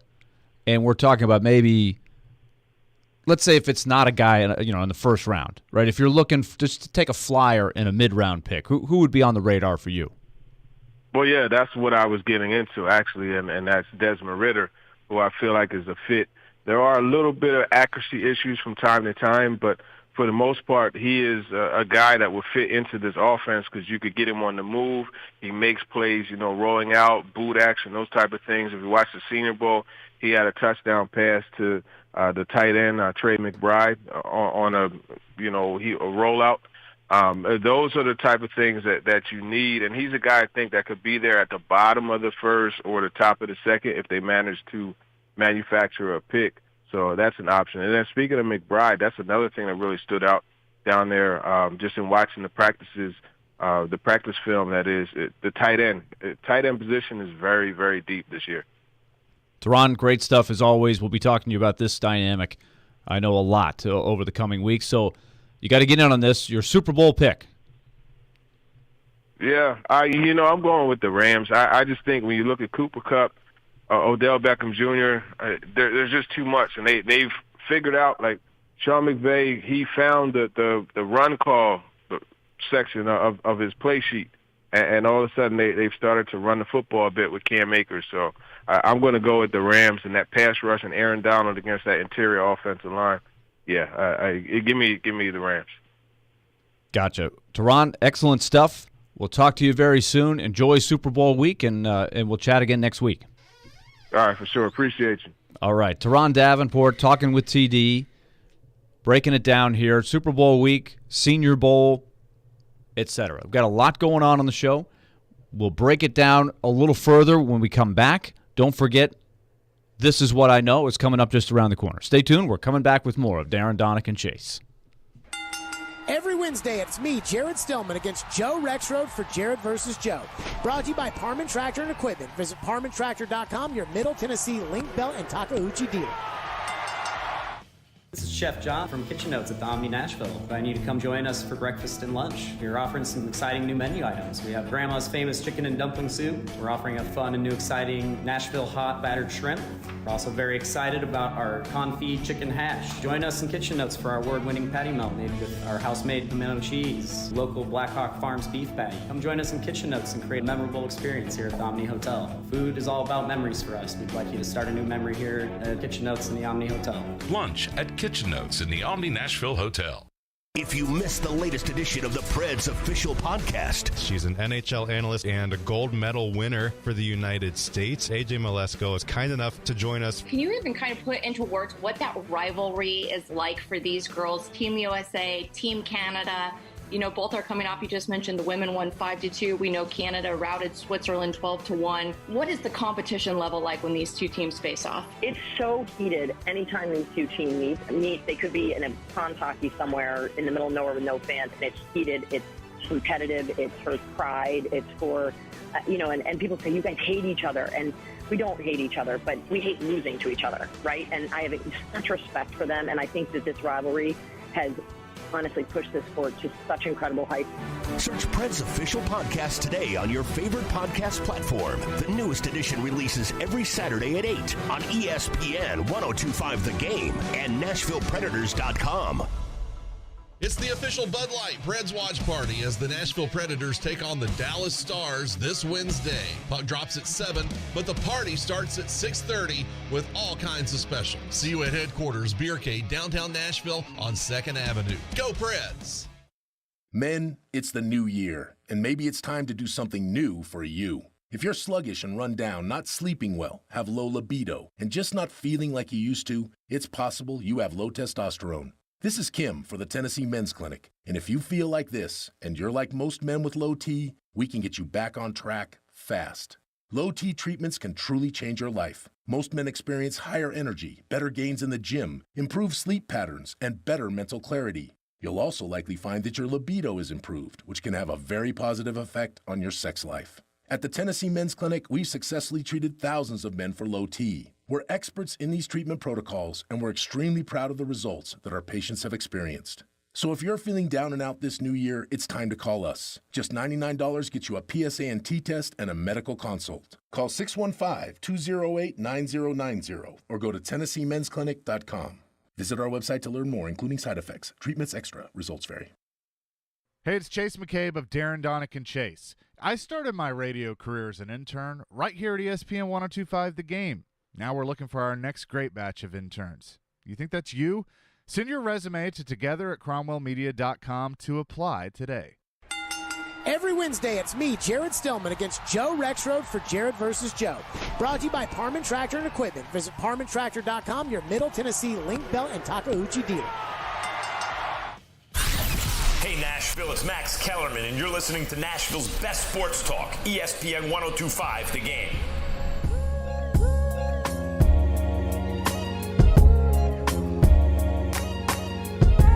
Be listening next hour, a chance for a cue to call.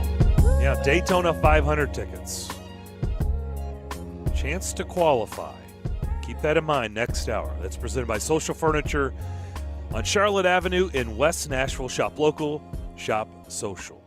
So keep that in mind. February 20th is the Daytona 500 to kick off the NASCAR season. Of course, they did have their event, kind of a little tune-up to get everybody in the spirit of the NASCAR season getting kicked off, their event at the LA Coliseum yesterday. So pretty neat event.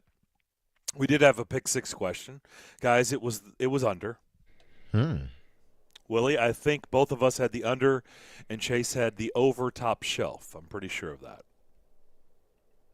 I think if memory serves me correct. Oh, yeah. I thought we got duped, but we won easy. Both of us thought that. We won easy. Over under on caution, Chase, 15.5. Chase outsmarted himself. He outsmarted himself. Yep.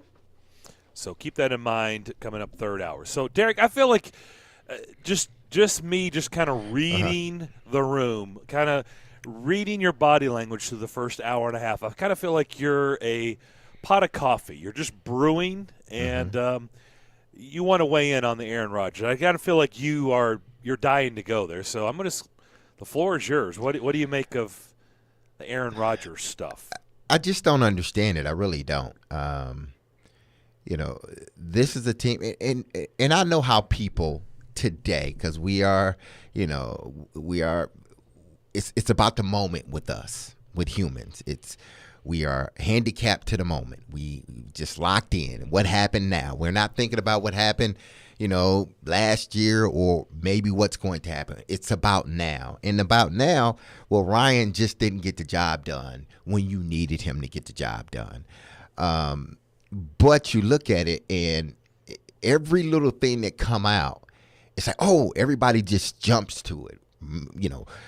Rodgers is moving here. He's found a house. Well, people, if I was still planning, I was living in Green Bay, I'd be looking to live somewhere else too. I would be looking to go a little bit further south once I get, because Rodgers is more, he's ready more to retire than not. So if that is indeed the case, he's setting up things so when he does retire, he can kind of just transition smoothly into his new, area of living. So him moving to Nashville or outside of the Nashville area is not a big story. It's really not. By the way, you said moved here. We don't know that he's. We don't know if he's going to be here the whole year. He's got houses. Exactly. By the way, he's got houses all over the place. So it doesn't mean that he's moving here. Just because he's building a house here doesn't mean he's moving here full time. Exactly. And I think that's why John Robinson was so animate and so firm. Had this news not came out about Rodgers moving to Nashville and everything else, then I think he would have let his comments or Vrabel's comments from, 2 weeks ago let it stand. But because all of a sudden now Rodgers is moving here, and granted, there have been a lot of other people that have moved here too that are still playing in the NFL.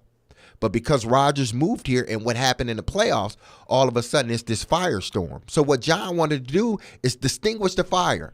I don't care if this man is moving here tomorrow. Ryan's our quarterback, okay? And everybody else should take that same approach. There's no need to get in an uproar, get upset because Aaron has moved here or will be moving here. I'm pretty sure he's probably moving to California too, or moving to Texas too, or moving to Florida too. Well, you're saying the word move. How about just has houses? Exactly. Have a house here. A residence here. One residence. Just in. Rich people have houses in different places. Exactly. So I think they have houses all over the place. And I think that's why John had to be so forceful with what he said. He's more so doing it for Ryan than himself. Yes. I agree with that 100%. He understands. Listen, Ryan's our guy. I don't need to have to answer these questions. But because my quarterback is here, meaning Ryan, I need to be adamant. I need to reassure him because I want the best Ryan Tannehill next year. I don't want him to be looking over his shoulder, wondering in the offseason whether we're going to go get Rodgers or not, or we're going to give up the farm, because that's what they're going to have to give up, the farm to get Rodgers. Not Aaron Rodgers' farm, but another farm. Yeah. Rodgers couldn't win a Super Bowl in Green Bay. And he had Devontae Adams, the best receiver in the game. His defense was good. He had a good offensive line. He couldn't win a Super Bowl there, people. He had running backs too. And he had I don't get that. He couldn't win a Super Bowl there either. And here is another. This is what I think of when I think of the way John Robinson has played this. Because people will say, well, he brought Tannehill in, so he wants to defend him. No, I think John Robinson also, he understands his job is to make the team the best team he can build. You can't afford to make it personal. This is not some fans have made it personal. Yes, fans think he just wants to defend him because he wants to be nice to. I do think there's a difference. You want to be fully supportive of Ryan Tannehill, but also you have to, as part of your job, evaluate, is he the best guy for the job at this time based on all the circumstances? This was part of what came out in the whole Aaron Rodgers and Russell Wilson. The salary cap gymnastics or craziness that you would have to do was not practical. It probably took John Robinson about 5 minutes to realize that. And it's no guarantee that you get either one of those guys, even if you really committed to trying. Remember, they committed, this was not John Robinson, but about 10 years ago, they went all in on the Peyton Manning thing. They went for it. They rolled out the red carpet. They offered him part ownership of the team. Different regime. Different regime and a more desperate situation. That team was desperate. They had nothing. They wanted to try to. It was worth it to try to go for it, but in doing so, they had to put everything else aside. They neglected their team, and they didn't get Peyton Manning anyway. So John Robinson has a very good team already. He's got a very good quarterback already, and he came to the conclusion this is the best option. And so, therefore, let's be supportive of the guy we know is going to be our guy, and let's try to improve the team around him and bring out the best in him. That was pretty simple to me. And I believe what Vrabel said, and whether I agree with how he said it, but when he said we got to be great around him, he's absolutely right. But he's not saying. This is what he's not saying. We got to be great the whole season. And that's why I had to go back and think about it. Okay, when he said we got to be great around them, did he mean the whole season or did he just mean, in the playoffs, certain games in the playoffs? I had to take it as he meant once we get in the playoffs, those guys need to be great around them. They need to elevate their play too, because Ryan has shown he can get us to the playoffs. He's shown that he can get us a number 1 seed. Now in the playoffs, guys around him has to elevate their play, and we got to go out and get other guys that are capable of elevating their play as well. That's how I now look at it. That didn't mean, to me now, it doesn't mean I'm getting rid of this guy. It means I just need to get greater, I got to elevate. It's same thing. People are screaming about Matthew Stafford. Well, yeah, they traded to get him, but then what did they do around him? They had to get great around him. They went and got Von Miller. They went and got this guy. They brought in Odell Beckham, because he got cut. They tried to elevate. They tried to make sure they elevated the guys around him enough that Stafford didn't have to necessarily carry them in the playoffs. And he hasn't. He has not had to carry this team in the playoffs. If you ask him to do it in the regular season, Stafford can do it. He's proven he can do it. But in the playoffs, they wanted to make sure. Like, listen, we've given up all of this for him, but we need to add some more to make sure we accomplish our goal in the end. Because it's for nothing if we don't win the Super Bowl. I guess my question to you guys is, what's changed? I'm asking this probably personally because I don't see Ryan Tannehill any different than what he's been. This is what he is. I said 2 years ago, the offseason, when we said Tom Brady was on the move, bring him here. And everybody's like, why? Ryan Tannehill's fine. And I'm like, because he's not elite, and Tom Brady is elite. So what's changed? Like everything you guys just laid out, hasn't that always been the case with Ryan Tannehill? I think has the game plan changed with Ryan Tannehill? Like you have to do so many things right around him for you to win? But also I think there's a belief that Ryan Tannehill, number one, is good enough to get you where they've been, which is in a good spot to make a playoff run. They made a playoff run with Ryan Tannehill 2 years ago. So it's not like they've never advanced in the playoffs with him at the quarterback. They got to a half a game away from going to the Super Bowl. Yep. And then the last two, we know what's happened. He hasn't played well. But I don't think you look at it realistically and say, well, the next time they get in the playoffs, he'll play bad again. Like I think there's a very good chance that he could go in there and play well in the playoffs. I think his track record, it doesn't mean you're automatically going to play bad in the playoffs. He could go next year and have a great game. They could still lose the game. Wouldn't that be ironic? He goes out and plays great, and somebody else has a bad game. I just think you can't make the assumption that because a guy has had a couple of bad playoff games. We're talking about 2 games. He's played 43 games as the starter. They're 30-13. I think it's reasonable to say he could give you a chance to win some playoff games if you had the right team around him.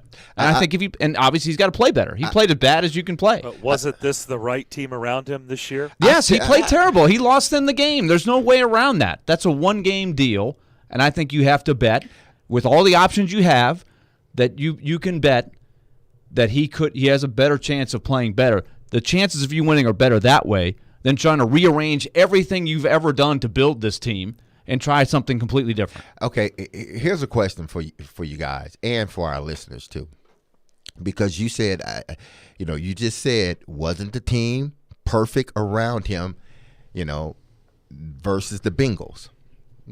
Yeah, the team, for all intents and purposes, they were perfect around him. You had Derrick Henry back, you had Julio Jones fully healthy, AJ fully healthy. The offensive line, defense is playing better. I get all that. Okay, now I'm a fast forward. I'm a switch over just a little bit. Switch over to the Rams. It took the Rams a minute. They had all those good players, but it took the Rams a minute to mesh. Oh, I'll go back a year. I'll go back another year.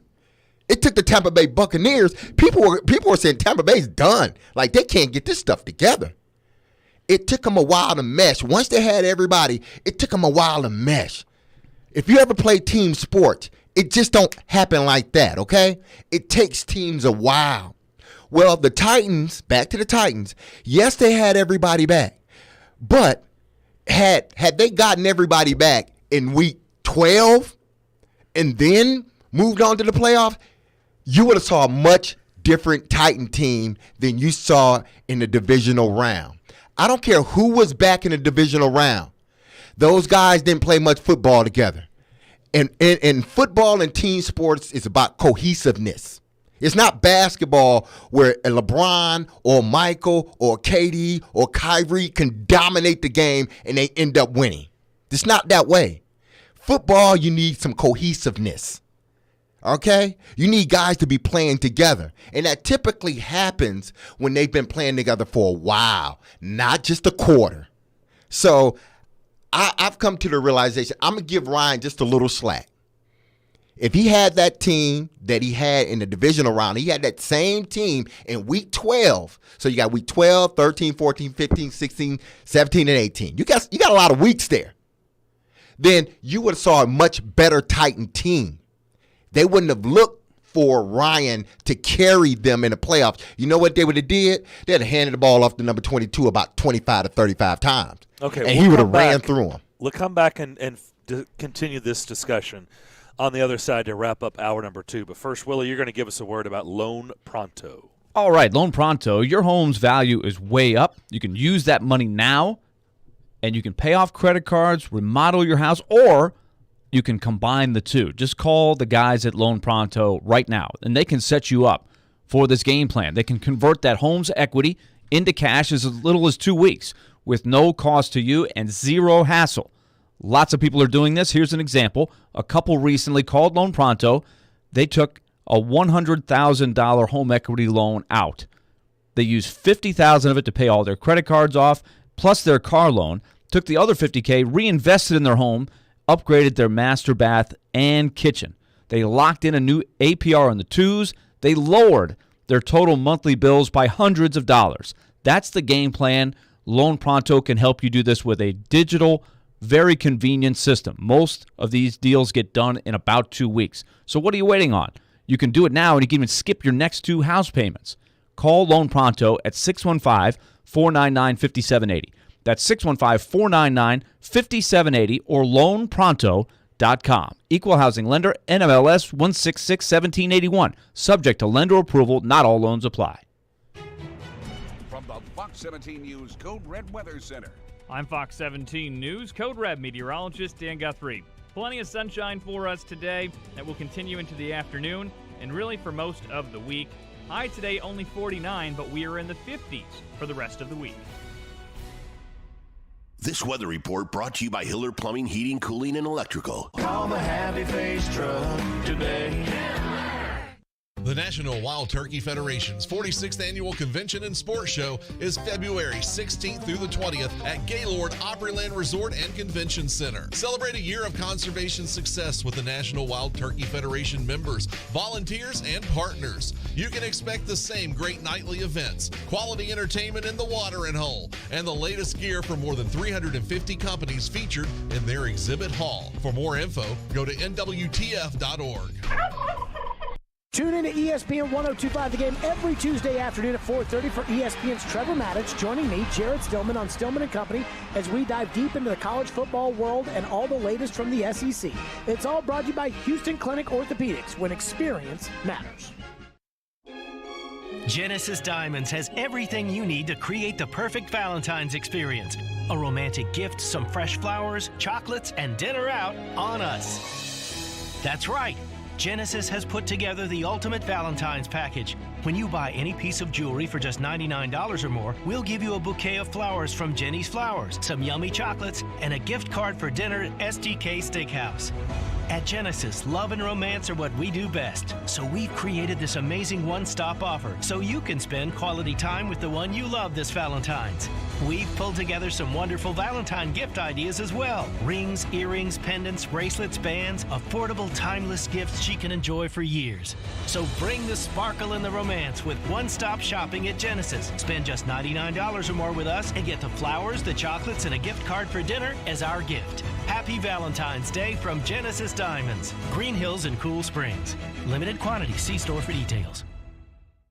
A show that doesn't pull any punches. And they win a playoff game and they get to the divisional round and he doesn't give up a sack the rest of the year. I don't give two poops. I'm done. And has an opinion on everything. That ref crew that was just terrible. Threw flags on almost every possession. Jared Stillman hosts Stillman & Company. Tough guy. He's a really tough guy. Weekday afternoons from 2 to 6. Delivered by TriStar Moving on Nashville's best sports talk. ESPN 102.5 The Game and the Game Nashville app. Interact with Darren, Donick, and Chase. Call or text the show at 615-737-1025. Driven by WilsonCountyHyundai.com. We'll head east. We'll bring in Vince Ferrara to begin the third hour. Talk a little Vols with him.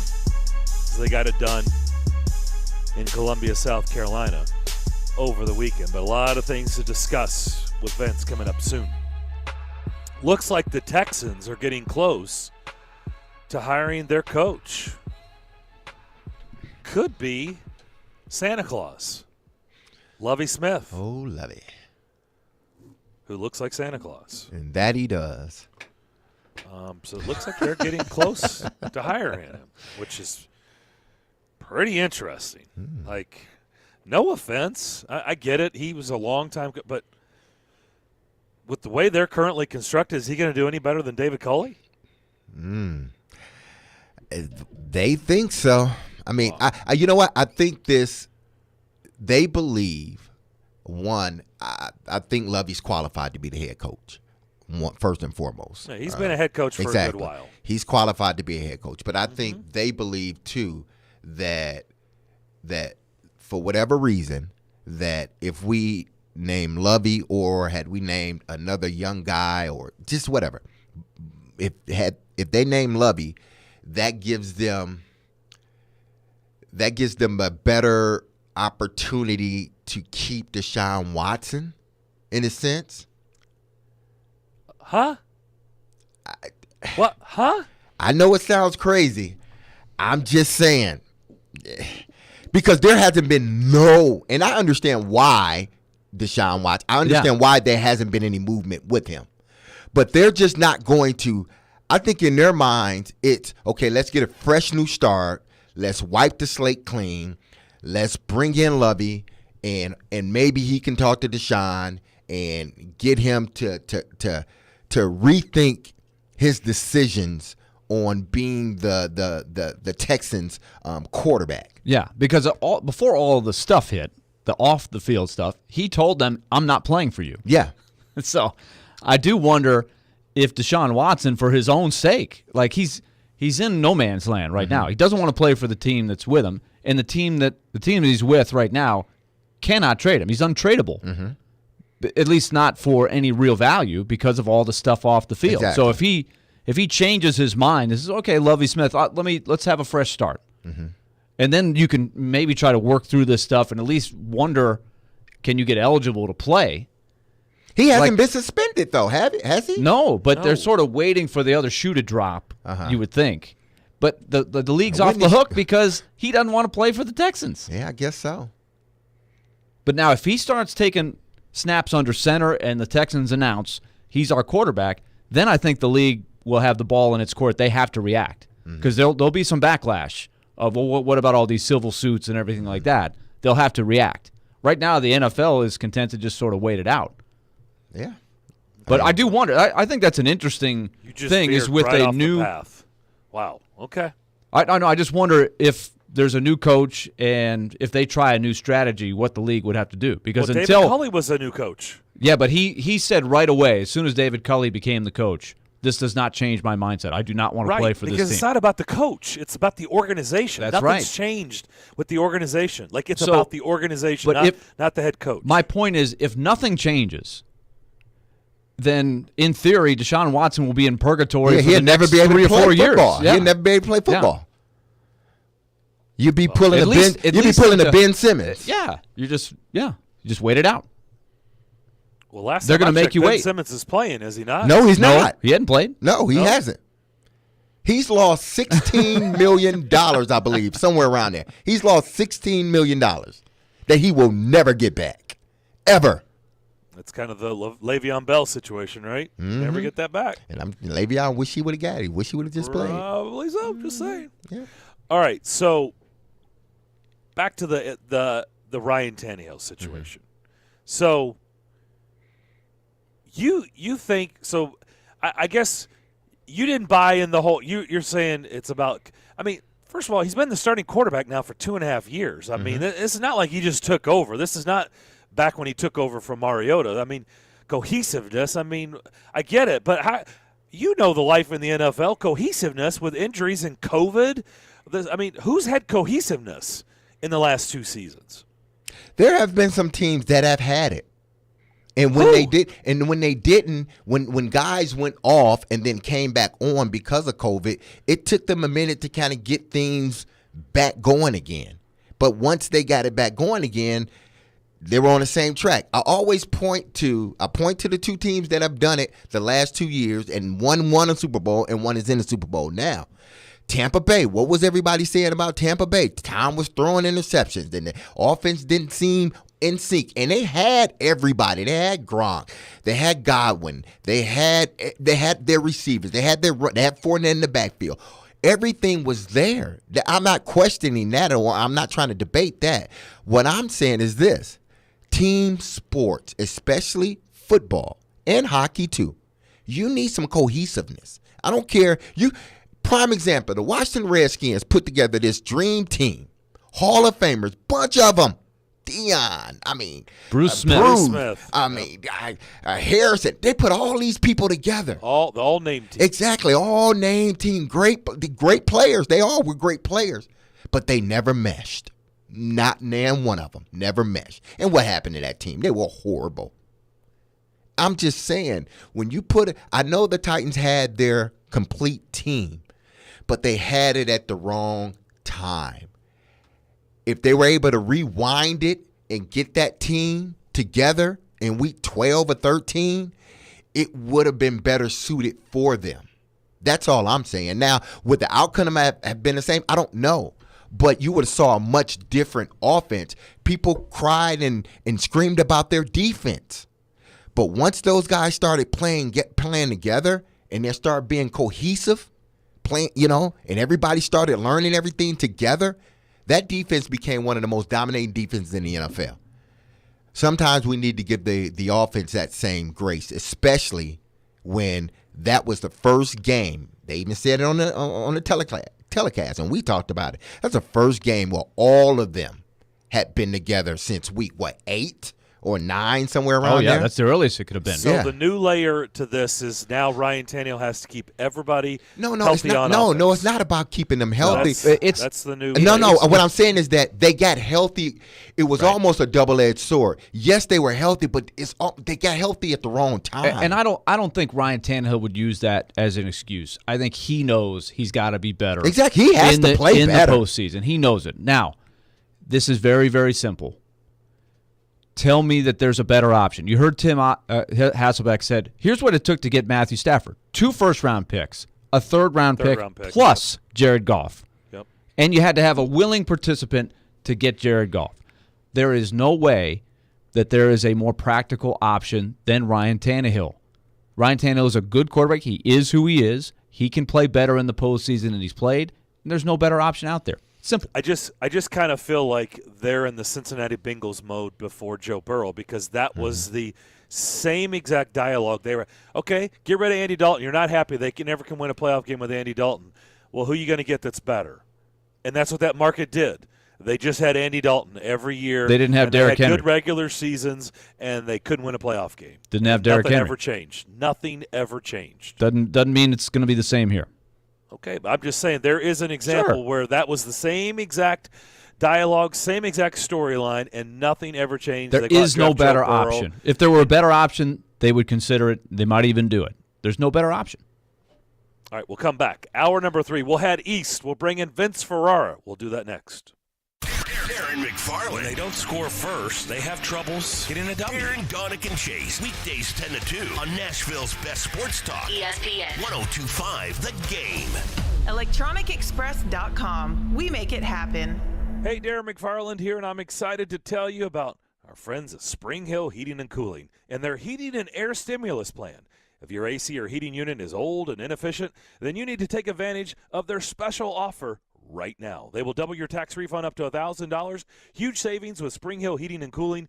Get a York unit that lasts with a 10-year parts and labor warranty with up to 60 months, no interest financing on all York units. Restrictions do apply. Schedule now at springhillac.com. Spring Hill Heating and Cooling, a York certified comfort expert company. Parman Tractor and Equipment is your one-stop tractor and equipment solution, and Middle Tennessee's Link Belt and Takeuchi dealer. Rent or purchase a track loader, mini excavator, large excavators for your job site, or something in between. Parman is now hiring and seeking qualified candidates for construction equipment truck drivers, service technicians, and more. Apply at parmantractor.com or call 615-865-7800. Come be an employee owner with the Parman team, your Middle Tennessee Link Belt and Takeuchi dealer. The IRS is ramping up collection, and if you owe back taxes or have years of unfiled tax returns, listen carefully. Before it's too late, check your eligibility for the Fresh Start program still offered by the IRS to reduce or even eliminate your tax problems. Call our special hotline number now and find out in minutes if you qualify for these life-changing debt reduction programs. Business or personal, if you're in a payment plan with no end in sight, have unfiled tax returns, under audit, have a wage or bank levy, or finally just want to know your options, call the experts at Republic Tax Relief and stop collections immediately. A+ rated by the Better Business Bureau with a 5-star rating from Yelp, this veteran-owned company has the fight you need to take on the IRS. Don't go at it alone. Call their hotline number now, 800-819-1120. That's 800-819-1120. Find out if you qualify today. Call 800-819-1120 or go to republictaxrelief.com. Hey team, it's a full house. We got to pick up the pace. At Hank's Restaurant, the line goes around the block. Is this for 12? Okay, I need the truffle oil drizzle. What he needs is another line cook. Oh man, are the quail breasts still in the sous vide? Dave, can you keep an eye on that, please? Indeed can help him hire great people fast. I need Indeed. Indeed you do. Instant Match instantly connects you with quality candidates whose resumes on Indeed match your sponsored job description. Visit Indeed.com/credit and get $75 towards your first sponsored job. Terms and conditions apply. From the Hillside Medical Game Studios, WPRT-FM Pegram, WPUC HD2 Laverne, Nashville's exclusive home for the Nashville Predators. ESPN 102.5 The Game and the Game Nashville app. A Cromwell media station. Live From the Game Nashville studios, it's time for Darren, Donick, and Chase. With hosts Darren McFarland, Willie Donick, and Chase McCabe. On Nashville's best sports talk. ESPN 102.5 The Game. Smoky Mountain rain keeps on falling.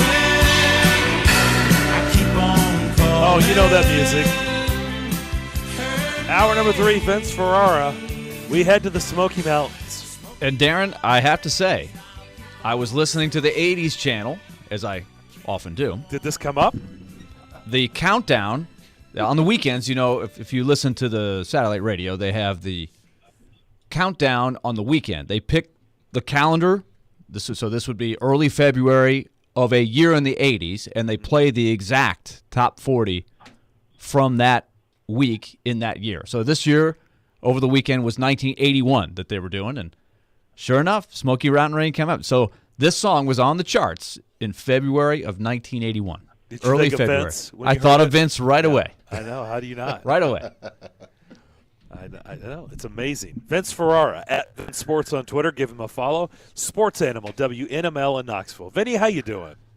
I am good, gentlemen. Good to be thought of in some form or fashion, even though I had absolutely nothing to do with that. But great to be on with you guys. And you're right, Willie. Those countdowns are really cool to reminisce. Oh, and big start time. reflecting I get sucked yeah. in. Yeah, absolutely. Jimbo Fisher got sucked into some chatter last week and went nuts. Boy, he went, savage on Nick Saban. Little Nicky got the brunt of it. Lane Kiffin. Jimbo was hot after getting the number 1 recruiting class. He wasn't throwing a party.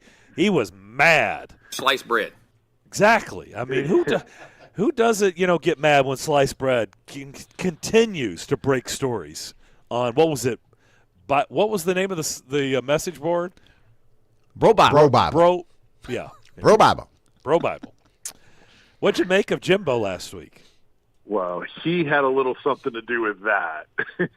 That wasn't just association. And Texas A&M has been able to hook up their players with, I don't know all of them, but I know these kids are getting promised NIL deals, and there's some workarounds to where, yes, technically the schools aren't supposed to set it up for the players, but let's be honest, that kind of stuff is happening. Jeremy Crabtree, who's worked for a lot of the recruiting services, I think he's at On3 Sports now. He listed the average amount through NIL deals that each player in the signing class had was bringing in, and he highlighted mostly SEC and ACC schools that I saw. And Texas A&M, their average per player in the signing class was $65,000. Now, granted, that's an average, okay, and that's just in that 2022 signing class. I didn't even count guys that are on the roster and everything else that they're working. But for that signing class, $65,000. The next closest Hold on Alabama. a second, Yeah. Vince. How mad does that make the two of you? Just knowing, like, when you went to college, and just listen to what he just said. You guys could have been getting the greenbacks back in the day in college. Man. $65,000 on average. What? Yeah, as incoming for having not done anything on the college level yet. Oh my gosh! Get used to it. So What? and Go ahead. Sorry. No, I was just going to say, Darren, the reason why it makes people mad, they were way ahead of Alabama. And that's something you expect Alabama to be the leader in and tossing around those kind of future deals for their players. And Alabama was the second highest, but they were at an average of 40,000. Now, that's Jeremy Crabtree's reporting. Who knows on those numbers. But still, it just shows A&M was on a completely different level, and the money they were getting, the deals that their players were getting. And then everybody else, there were a few schools that were around 30, and then the Tennessees, the the LSUs, a lot of the other SEC schools in the top 25 in the recruiting rankings, they were in around the 24,000 per 26. So it wasn't quite. Kiffin was saying 5 to 10 times more. Probably in some cases, yes. On average, Ole Miss was in that 24 range with Tennessee. But if you think about it, they're getting 2.5 times per player times 20, 25 players. That's still a significant amount of money. And look, for some of these kids that can't decide, all right, this place has great family atmosphere, really like this coach, this is close to home, blah, blah, blah. Hard to make a decision. Oh, wait, I can get $25,000 more in an NIL deal here. Okay. And sometimes that's the simple difference maker. And Jimbo was mad because he thought that everybody was making it seem like that's the only reason kids were going there. It maybe isn't the only reason, but it sure is a big difference maker and separator when everybody's got a lot to offer. Yeah, he lost me when he did the whole this campus. This is an incredible university, and if you're the 12th man, there's no better atmosphere and the education. You can come. That's like Jimbo. Just stop it. Okay, stop. Right. Like, oh, that's new. Is this 12th man new? Is the atmosphere new? Come on, just stop. Like, no, that's a really good point. I mean, if you're talking to an 18-year-old and it's like, I can get $65,000 here or $30,000 there, and you like both places, what's probably going to end up being, factoring out into your decision? Probably more money. But then where do we go from here? Not for everybody. We're just getting started on this. And if it's supposedly legal, then who's to say it's not $116,000 versus $120,000 or $130,000 5-10 years from now as people figure out this is the way? I cringe when I think about this because it should be much more. Where am I going to be successful? Who's the coach? Is it a good school? Is it a place that I want to live for the next couple of years? If you're just looking for whoever hands you out the most money, then that's not good thinking on the part of the player. Well, it adds to the responsibility of the coaches if they choose to do it, and that's to separate which kids and families are motivated on their personal success and future versus just chasing some NIL dollars. Is that their motivation? Is that what they're talking about in the living room when the coach is going to visit them? So then you have to decide, okay, is this the kind of kid that I want, or do I go after this other kid that absolutely loves football and isn't even worried about that kind of stuff if they're the same type of player? So the coaches can make those kind of decisions too, but then some of them may say, yeah, but he is so different. I'll mold him. I'll mature him. I'll take a chance on him. And then for some, it'll blow up in their face, and others, it may work out. So it's just with the NCAA never getting a hold of this and all the states having varying rules and everything, it is even more of a Wild West than was originally thought it could be. And yeah, we could spend weeks on just that topic. There's so many layers to it. Yeah, and I think Tennessee finished somewhere around 15, 16, 14 to 17, depending on where you look, right. And they didn't really do anything. So overall, now that both big days are in the books, what do you make of Josh Heupel's recruiting class? Well, I think it was good. Really, they had one addition. They had a defensive lineman from New Jersey on signing day who he committed a few days before that, so we weren't surprised. It really didn't move the needle. It was the strangest first Wednesday in February I've ever experienced, because every year it's meant less and less. And we didn't do anything. Like, we didn't have any show specials on our station. It was barely talked about. You knew this one player was going to commit. A few schools had some 5 stars and some 4 stars that signed and stuff, but it was, we knew that there wasn't a whole lot of room, and Tennessee was in the mix for a number of other kids. They did most of their work early, and I think that's going to continue. So it was just really strange. But yeah, you're right. It varies. I think under the circumstances, they did a terrific job. I think Rivals had him as high as 12. ESPN had him like 22, something like that. And then when you do the 24/7 composite, like you mentioned, Aaron, is somewhere in the middle. I still think that's quality. They need to do more in state, and they're off to a little bit better start in 2023 in state. And then obviously you got to get the blue chip elite athletes that are difference makers. But it's going to be determined based on the hit percentage of this class.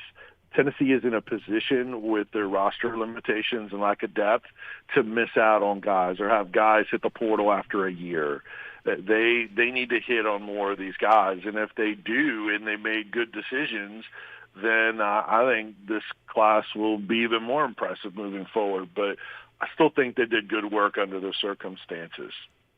Vince, on the other side, we'll talk about Tennessee's big win in South Carolina on Saturday afternoon, plus in the week ahead, and how some of the Vols performed at the Senior Bowl. We'll get into all that and more with Vince Ferrara on the other side. But first, Willie, you've got a word about Lee Company. All right, let's talk Lee Company. 615-567-1000 is the phone number.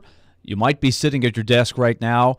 You might be about to head out to lunch, and you're thinking, I still haven't taken care of that maintenance issue in the office. Or maybe you are working from home and you've got a maintenance issue at home that you have not taken care of. Either way, Lee Company is poised and ready to help you. 615-567-1000. Or go to leecompany.com so you can call or make an online appointment. Tell them what the problem is. They'll be out. They'll fix it for you. You can move on with your day. It's a load off your mind. So right now, think no further than Lee Company, 615-567-1000 or leecompany.com. They're a proud sponsor of our Nashville Predators coverage on the radio, and they resume after the All-Star break Wednesday night in Dallas. Pete Weber and Hal Gill will be on the call for that one. Looking forward to it. Lee Company, proud sponsor, Nashville Predators. Mashing journalism. They are 2 scores behind you. The math says that increases your chances of winning. With sports fandom. I stayed up till 1:30 in the morning, just emotionally numb from Titans and Packers. And sarcasm. You guys are the worst. Robbie Stanley and Joe Rexrode are Robbie and Rexrode. No duh. Weekday mornings from 6 to 10. Brought to you by Little Guys Movers on Nashville's best sports talk. ESPN 1025 The Game and the Game Nashville app. Watch live on Twitter, Twitch, and YouTube. Furniture has never been easier to buy than now at Social Furniture. All the 2022 sofas, sectionals, and mattresses are arriving daily with the latest styles and colors ready for delivery. All furniture at Social is top quality solid woods and designer fabrics. There's no waiting, and they have same-day delivery for your convenience. Use their financing and pay no money down and pay no interest for 1 full year. Buy local, support Social. Social Furniture on Charlotte Avenue in West Nashville. Social Furniture is a proud supporter of your Nashville Predators. If you suffer from chronic joint pain, don't assume that steroid shots, pain pills, and surgery are your only options. You can call now to get real, lasting, life-changing relief from QC Kinetics. QC Kinetics is the nation's leader in using biologic therapies to repair damaged tissue in your aching joints. The success rate is staggering. People with knee and back pain, shoulder pain, hip pain, they're moving again, enjoying life again with help from QC Kinetics. This advanced, unique treatment protocol uses natural biologic agents, mostly from your own body. These powerful, highly concentrated growth factors are put directly into your affected joint, going to work to soothe the inflammation and restore damaged tissue. A truly regenerative treatment. No surgery, no drugs, no downtime. Finally, a new, different, highly successful approach to dealing with joint pain. Is it time you got a second opinion? Call the local medical professionals at QC Kinetics now. 615-249-4024. 615-249-4024. That's 615-249-4024 for QC Kinetics. Hey everybody, Robbie Stanley here, and FanDuel Sportsbook is an official sports betting partner of Super Bowl 56, and we can't wait for the Rams to take on the Bengals. And to celebrate, new customers can bet $5 to win $280 on either team to win when you use promo code ROB when registering. To get your Super Bowl odds boost, just download the FanDuel Sportsbook app, deposit at least $10, and pick your team. Personally, I like the Bengals in this matchup. I think Joe Burrow and company have what it takes to get it done. But you take it any way you want to take it. There's just no better place to bet on Super Bowl 56 than FanDuel Sportsbook. They've got same-game parlays where you can combine combine small bets for bigger wins, tons of Super Bowl props, and much, much more. So don't miss your chance to turn $5 into $280. Just download the FanDuel Sportsbook app. Use promo code ROB to make every moment more this Super Bowl. Again, that promo code is ROB. Must be 21 or older and present in Tennessee. New users only. A $10 first deposit required. Must wager in designated offer market. A max bonus of $280. Bonus for Tennessee users filled in site credit within 72 hours. Tennessee site credit expires 14 days after receipt. Restrictions apply. See full terms at sportsbook.fanduel.com. Got a gambling problem? Call the Tennessee Red Line at 1-800-889-9789. Want the latest on the Predators from the people that cover them? Heck of a year so far for the Predators. They've been so much fun to watch. Join Robbie Stanley for Preds Insiders every Monday at 6. I feel probably as good about this group of 6 on D. Presented by Dr. Kelly Rice on Smashville's Best Sports Talk. ESPN 1025 The Game and the Game Nashville app. If you've missed any of today's show, just search Darren, Donick, and Chase on Apple, Spotify, or on your favorite podcast platform. Smoky Mountain Rain keeps on falling. Segment number 2 with Vince Ferrara, talking University of Tennessee athletics. So Derek, hit him up. That's a good song. I like that. I might put that on my playlist. Oh, get used to it, because we're every time we have Vince on, this has become the theme song, even though he is not related to Ronnie Millsap. Okay. We have confirmed that. Duly noted. Vince, obviously this weekend, this past week, been, the Senior Bowl and the practices leading up to the Senior Bowl. The Vols had three players to attend. How did they perform, not just only in the practice, because I think the practice, to me, is more important than the actual game. So how did they perform first in practice and then in the game? Yeah, 100%, D-Mace. The practices have so much value. As you know, first they go through the measurables, so you want to make sure you don't have anything that stands out, that's out of the ordinary, that sends red flags, like Kenny Pickett not deciding to have his hand measured because his thumb actually naturally goes inward, so he would have a small hand size. So he's actually waiting till like the combine or his pro day to have his hand measured, because he's doing exercises to extend his thumb so he doesn't measure with a small hand. I mean, it's that was a big topic of the Senior Bowl week, because the measurables matter to the NFL folks. But on to the Vols. I think Velus Jones Jr. probably had the best week. He really showed off his speed, his short area quickness. He had a long touchdown catch actually against Alontae Taylor, and he led the American team, who lost the Senior Bowl, which doesn't matter, but he led them in catches in the game. 4 catches, 53 yards. He had a nice 32-yard catch along the sideline. So it wasn't perfect for him, but he's a mobile area guy, and they involved him a lot in the pass game and the return game. And for the exception of a couple of days where he maybe wasn't getting off initially on his routes, maybe the way some NFL scouts wanted, he showed speed and made good catches that I think he helped himself. Alontae Taylor was a little bit more up and down. He had a terrific interception to show off his ball skills in the game, but there were times where he was beaten during the week. He did not start the game, whereas the other 2 Vols did. So he also showed really good speed. He was clocked on the Zebra technologies that they use on the field at 21.12 miles per hour, which is one of the fastest there. So I think that was a positive in him sitting out the bowl game in order to get healthy after playing the end of the year banged up, to where he could play healthy. But I think he still has work to do. If he runs that speed as well, really good speed with the 40 at the combine, I think that'll help him. But it was kind of a little bit more of a mixed bag. The pick certainly helped him. Cade Mays probably had the most struggles. Cade Mays, he played mostly right guard. He practiced early with braces on both knees. Practiced a little bit at right tackle, but mostly at right guard. That's where he started. And there was one team setting where he jumped on the second play of team activities. He had a false start, so they yanked him. And numerous times going up against SEC guys from Georgia, from Arkansas, He was bull rushed. He was beaten inside. He had a little bit of a struggle, and I thought he kind of had a little bit of a mixed bag during the game as well. So work to do for Cade Mays, maybe the toughest of the three. One quick Alontae Taylor story that caught NFL's attention, people's attention.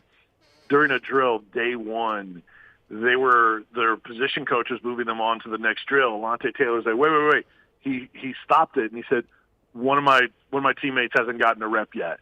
And so because he saw his teammate not getting a rep, and the coach didn't realize it, he told the position coach, and they let him get that rep, showing leadership.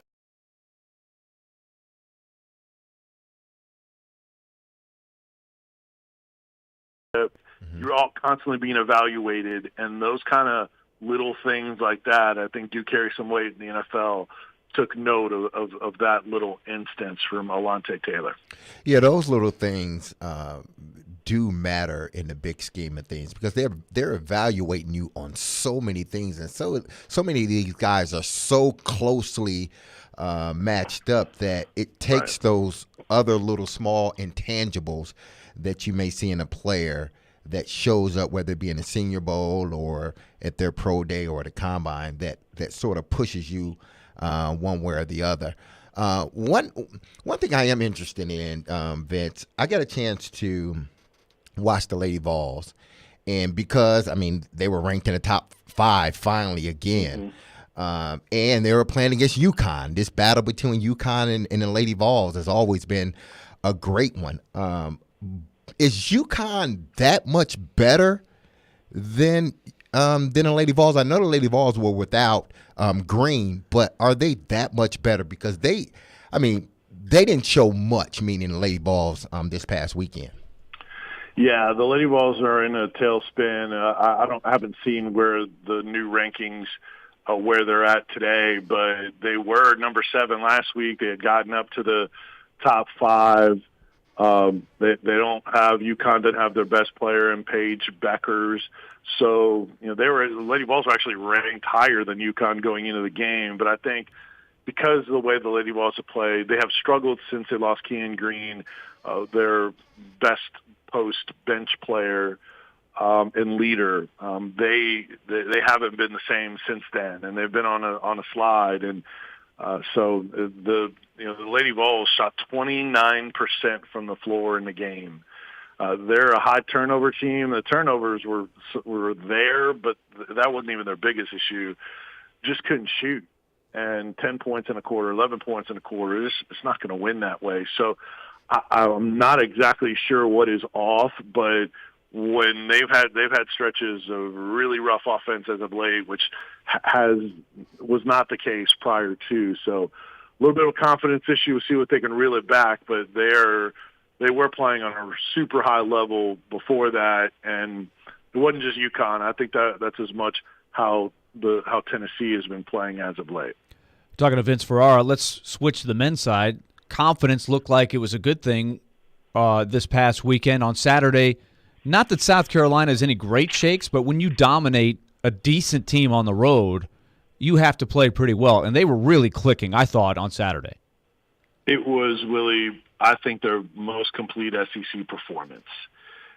There's been some games like the A&M game. We saw them at home in their last game, 90-80 win. That was by far their best offensive output in conference play, but they still gave up 80 points to an A&M team that's not a prolific offensive team.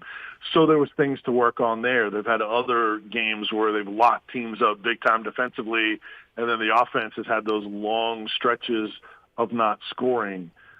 Tennessee was good throughout. They were on a different level in the second half, but man, they showed incredible ability to have some of their guys kind of take over at times and be a lot more aggressive than we've seen. Josiah Jordan-James and tying a career high for him with 20 points in the game. I mean, just for him to give you not just the three-point shooting, but just the aggression that he showed in that game offensively, that can be a game changer for Tennessee. And And then Zakai Ziegler, who's the SEC Freshman of the Week.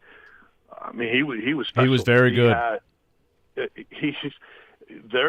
That kid, for his confidence and what he has been through, is ridiculous. And when he's in the game with Kennedy Chandler dialed in offensively, and they basically go to a 4-guard lineup with James basically as that fourth guard / small big, it makes them a different team. So a more aggressive Tennessee team with offensive capability to go with the defense they play.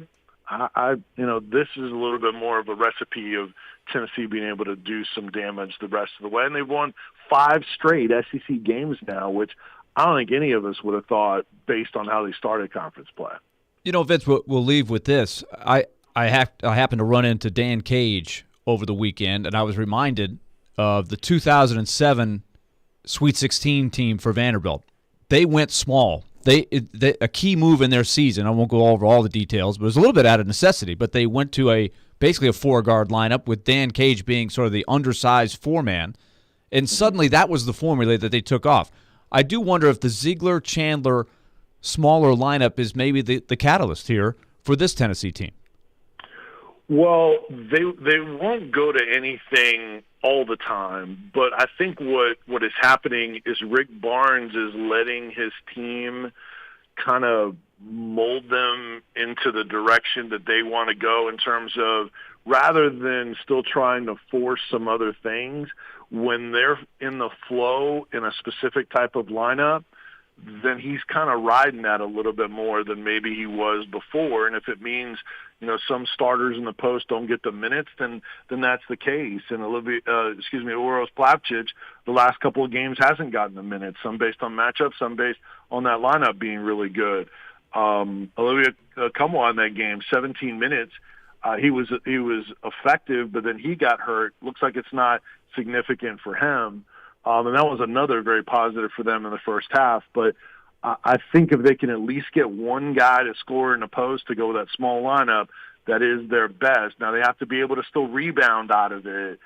But, man, they can switch all 5 positions when they have a mobile big in there. And I think it can work for them. But I don't think they'll go to that exclusively, just more minutes in a game for longer stretches. All right, Vince, we got to let you go, but we do need to get your Super Bowl pick. You know what? It doesn't make logical sense. The Rams are the favorite. The Bengals don't know what they don't know, being this young, brash team with confidence and young studs. But I like the Cincinnati Bengals in this game. People think the Rams have, now have the weight off their shoulder because they're in the Super Bowl. I'm sorry. Jared Goff got them to the Super Bowl. They need to win it, and that pressure is still there for them. I think the Bengals will be loose. And I think they'll protect Burrow enough, and they'll make enough plays for Cincinnati to win a close game. First Bengals pick. Good stuff. Oh, okay. There you go. So far, first Bengals pick. Vince, appreciate it. Have a great week. We'll talk to you next Monday. All right. You guys enjoy the week. Appreciate you. Good stuff. Vince Ferrara at Vince Sports on Twitter. He's with the Sports Animal, WNML, there in Knoxville. He joins us every Monday at high noon. We'll come back more on the DDC next.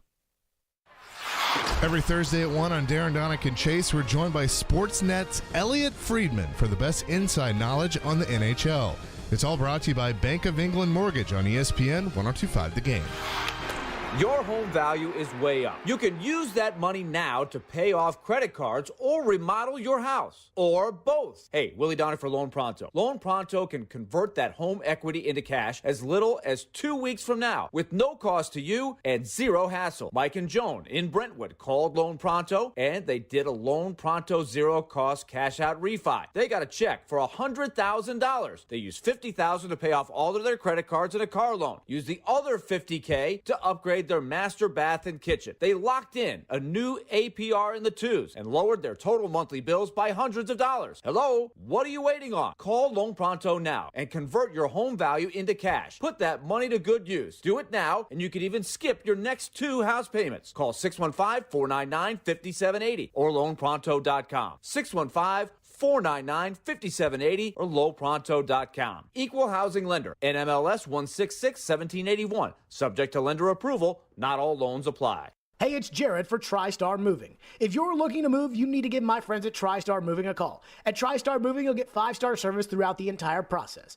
Everything will be taken care of, from covering your floors, banisters, railings, front door thresholds, furniture, TVs, and more. They took great care of my move and made it as stress-free as possible. If you're looking to move, give TriStar Moving a call, 615-640-1219, or visit them at nashvillemoving.org/radio and get 5% off your entire move. TriStar Moving, my official movers. Hey, Darren McFarland here, and I want to talk to you about my friends at Creation CBD. You hear me talk about them every single day because they present Darren, Donick, and Chase, and we are proud to be associated with them and happy about it. And if you have aches and pains, on your body, whether it's from working out, being active, getting older, and you're looking for a solution, well, I've got it. Creation CBD. Creation means healing, and that says a lot. Creation is locally and organically sourced CBD products right here in Middle Tennessee. From seed to final sell, Creation is passionate about providing quality products for everyday use, including your pets. And you've heard me tell this story. Our female German Shepherd has had seizures for over 3 years, and lots of them. No matter how many pills a day she was on, the vet visits, nothing changed. But since putting her on the pet tincture, everything has changed. The seizures have stopped, she's lost weight, and she's a dog again. Right now, Creation CBD has got a special offer for DDC listeners. Go to CreationCompany.com, get 25% off your order by using the code DDC25 at checkout. DDC25 at checkout for 25% off your Creation CBD products. It's Creation CBD,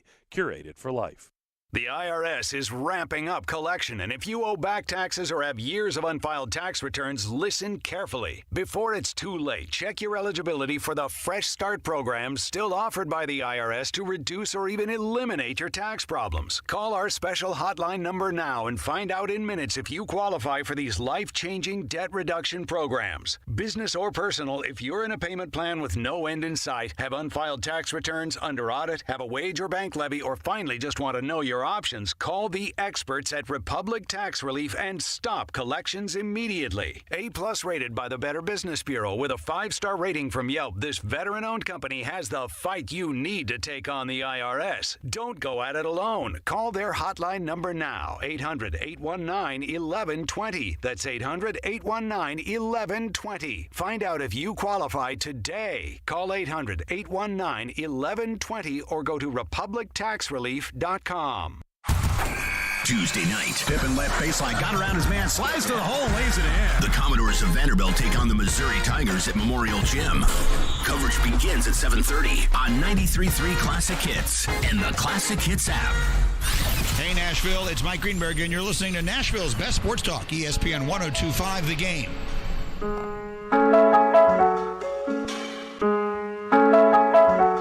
We haven't done it yet, so it's going to be some time before we get out of here this hour. Your cue to call.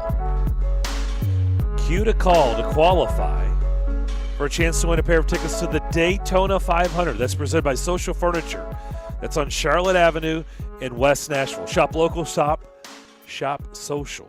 Say that fast, really fast 3 times. So just keep that in mind. It hasn't happened yet. People have already been calling Elijah. Is that the cue to call? Nope, that's not it. That's not it. The winner will be named during the 5 o'clock hour on Friday, so keep that in mind. That's the afternoon show. Be sure to catch the Daytona 500 on 102.5 The Game, Nashville's official home for NASCAR. So, cool deal. Yes. The clash at the L.A. Coliseum was pretty cool yesterday. Pretty neat. Neat little event. Something new, something different. Didn't love it because it didn't really count.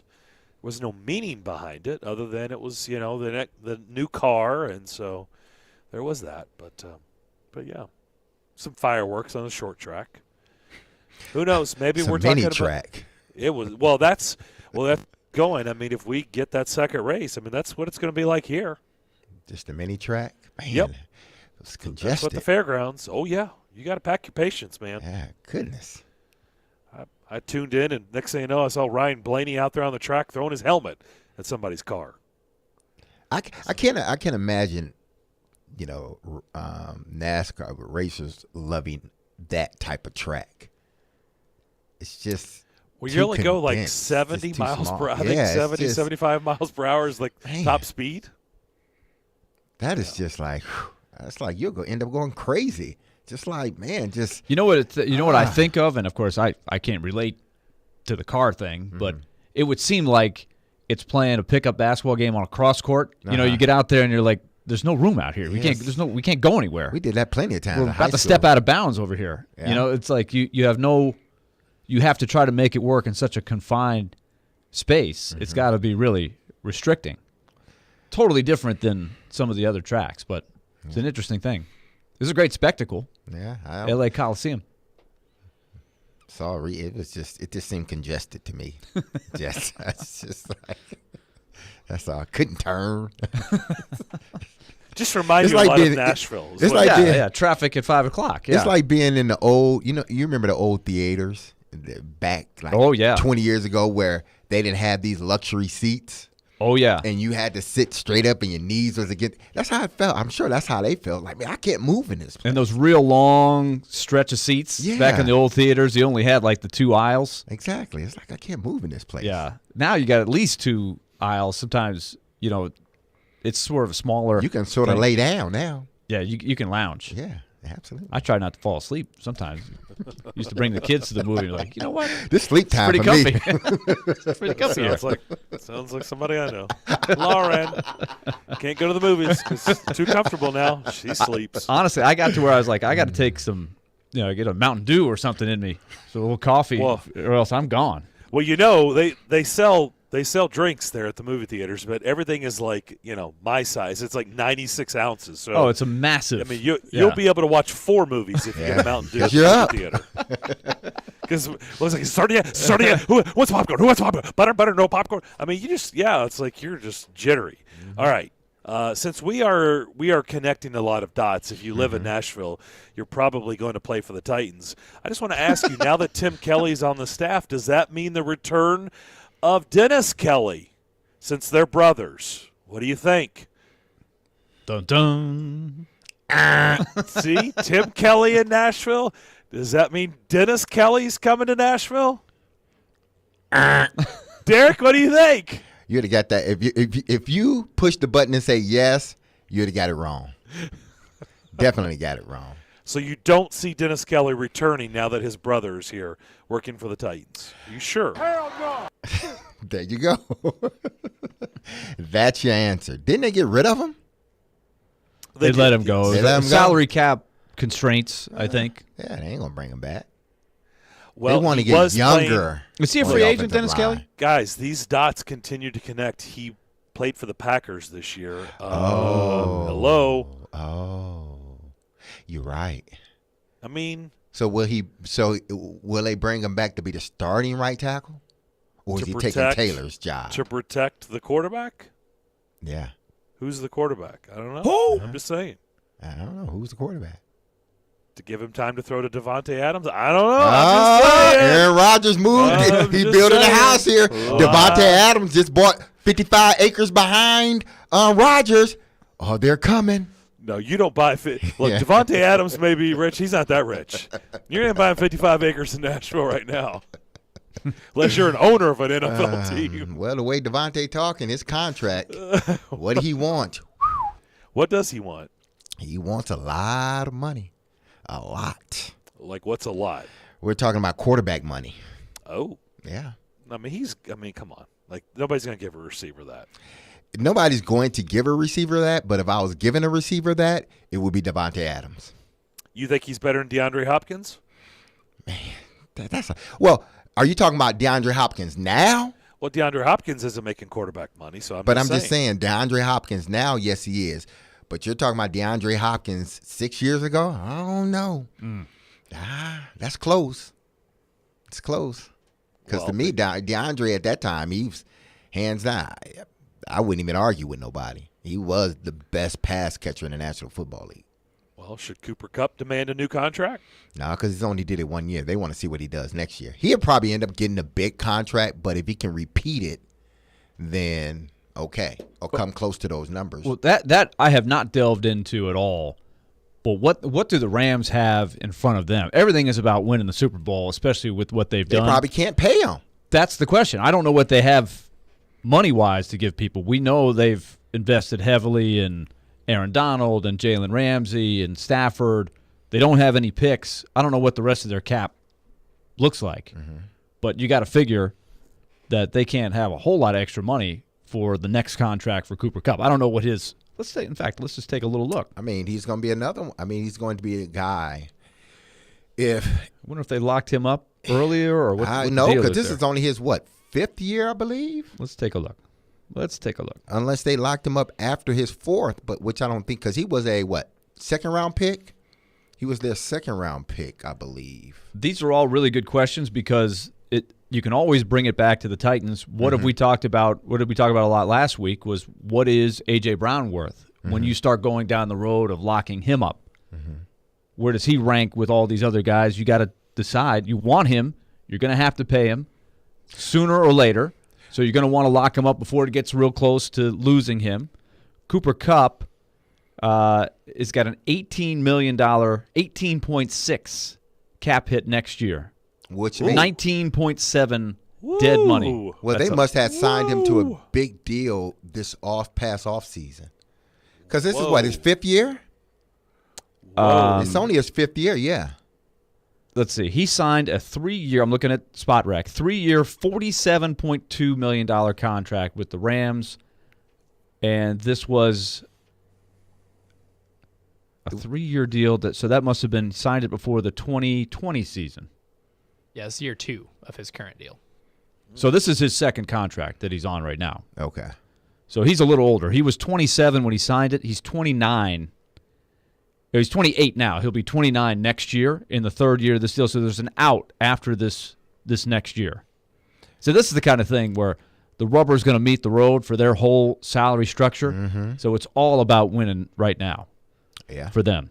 But that's a lot. Now, of course, you'd have to say he's probably worth – he's as good as it gets the way he fits in there. The season that he's had that's a ton of money. But with him, here's the thing, and because I've watched this offense, if he goes to another offense, those numbers are going to drop drastically. They just will. This offense is tailor-made for him and what he does and his strengths. If he goes to another offense, it might not be the same deal. I think that's a really good point. So, I mean, he's unique. It's just like you can't just throw him in any offense because with the Rams offense, they just move him around, and he's a darn good receiver. I'm not saying that, but you take him out of his offense, you put him in another offense, you may not get the productivity. And then Robert Woods was gone, so he was the key guy.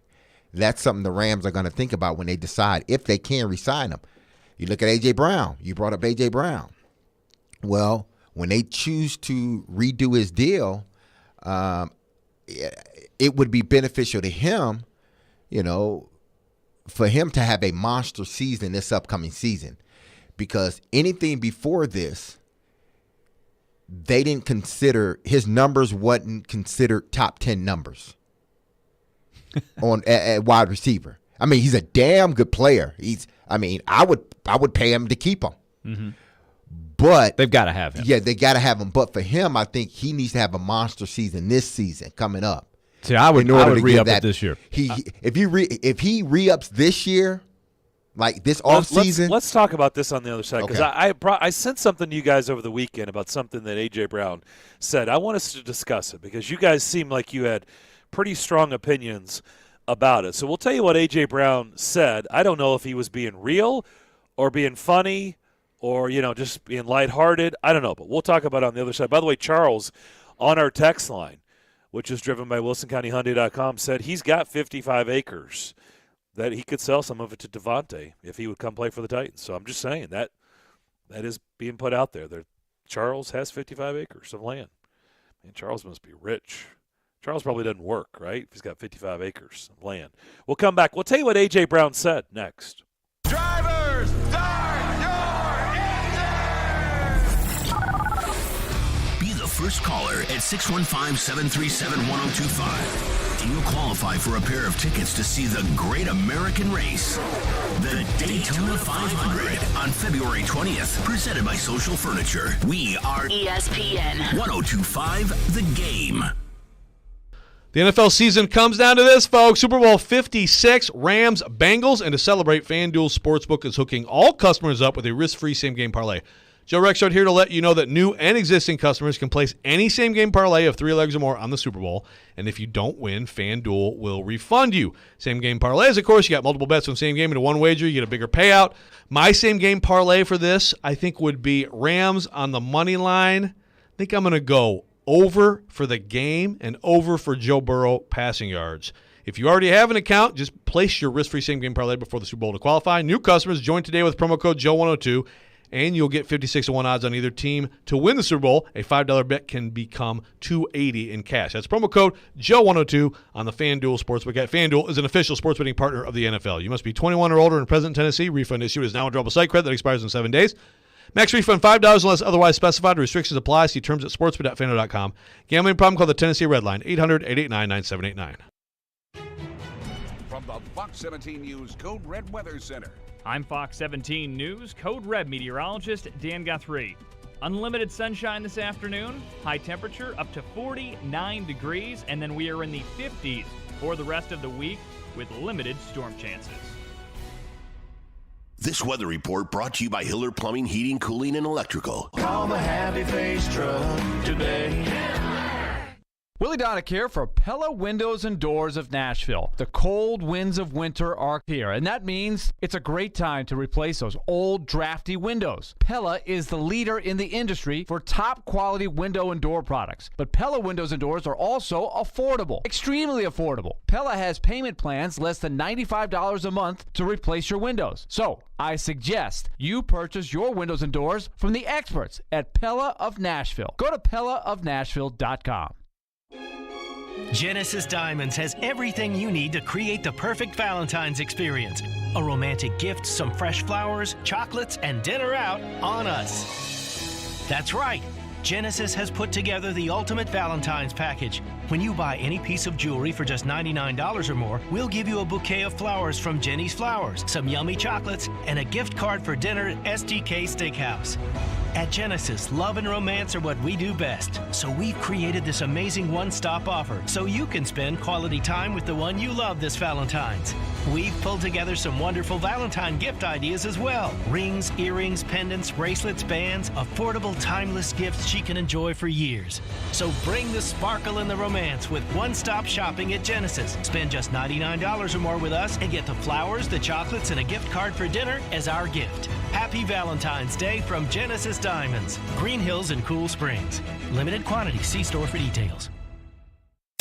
So, what is Jared Stillman going to say this afternoon? You got to play if you want to earn $14.6 million next year. Oh, brother, here we go. But I'm done on investing money in dudes that can't get on the field. Tune in to Stillman and Company, weekday afternoons from 2 to 6. This is some serious stuff right here. Delivered by TriStar Moving on Nashville's best sports talk. ESPN. 102.5 The Game and the Game Nashville app. Watch live on Twitter, Twitch, and YouTube. Interact with Darren, Donick, and Chase. Call or text the show at 615-737-1025. Driven by WilsonCountyHyundai.com.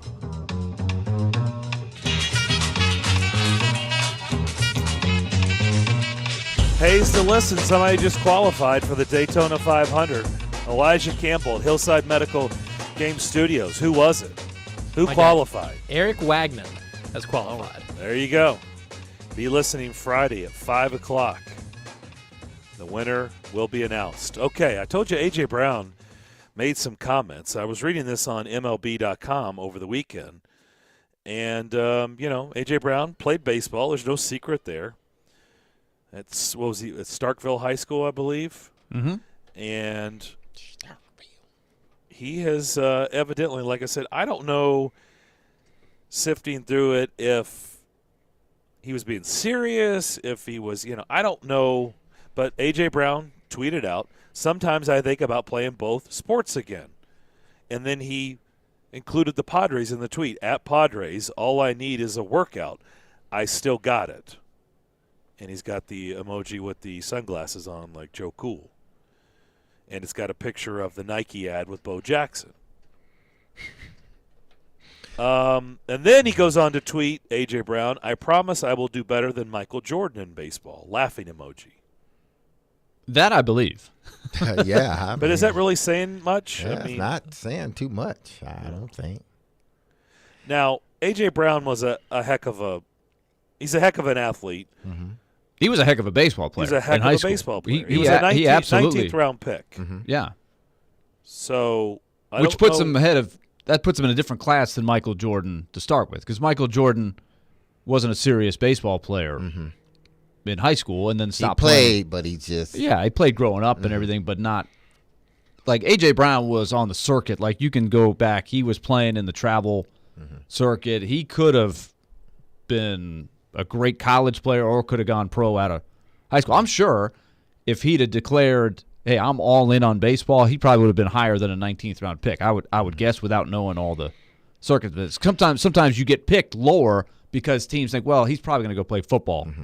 So I'm not going to risk a high round pick on him because I'm probably not going to sign him. But I'll take a flyer on the 19th round. Just in case. Just in case, yeah. And in 2016, he signed with the Padres, but he knew he was going back. He was going to go play for Ole Miss in the fall. So I guess that means, because he tweeted out again, this was in 2016, he tweeted out, I'm officially a part of the San Diego Padres. So I guess that's why he tweeted at the Padres. I don't know if he received a signing bonus, but I remember like Jake Locker, didn't Kyler Murray have to give back the signing bonus that he got from the A's? At least some of it. He was drafted what? He was a first-round pick. Yeah, he was. Man. It looked like he was going to commit to baseball for a while for the A's. In fact, we thought we might see him for a summer or part of a summer for the Sounds back in the day. And then he changed his mind. So what do you read into that, Derek, when you hear a professional athlete, a professional football player say, sometimes I think about playing both sports again? What would I have thought about it 20 years ago? I would have thought, hey, this dude's serious. Maybe something's going on that he's just, the love of football is just gone and he want to try something different. Or he just loves the other sports so much that in that day and age, you can, if you were great at both sports, Deion, Bo, guys that were able to do it, then you can do it. I think now it may be a little bit different. I think he was feeling a little bit nostalgic. And a little bit, maybe he wanted some attention. It's the off season. Nobody's talking about anyone but the 2 Super Bowl teams. It could have been a attention grab. But it on the text you guys brought up, man, it takes so much energy and focus to be at an elite level at one sport. You're not going to try to do that at 2 sports anymore, because regardless of what people may think, because a lot of people, football is only 6 months, 5 months out of the year, and the other months these guys are doing whatever. No, football is if you want to be great, football is 365 days or 360, depending. How many days did you take off in the off season? Honestly, I took off about 2 weeks. That's it. 2 weeks, just to let my body rest. But even in that 2 weeks, I was still, treadmill stuff, but I didn't get back into my routine. I just wanted to give it 2 weeks for my body to get rested. And, unless I had an injury, then it took a little bit more than that, which I really never had, other than I think it might have been 2007 when I broke my scapula. But it just takes a lot of energy to play one sport and dedicate yourself to one sport. Believe me, there's a lot of great athletes that can play, football and basketball, or play basketball and baseball, but they know how much energy and sacrifice and mental energy it takes to play one sport. Why you want to put yourself through that?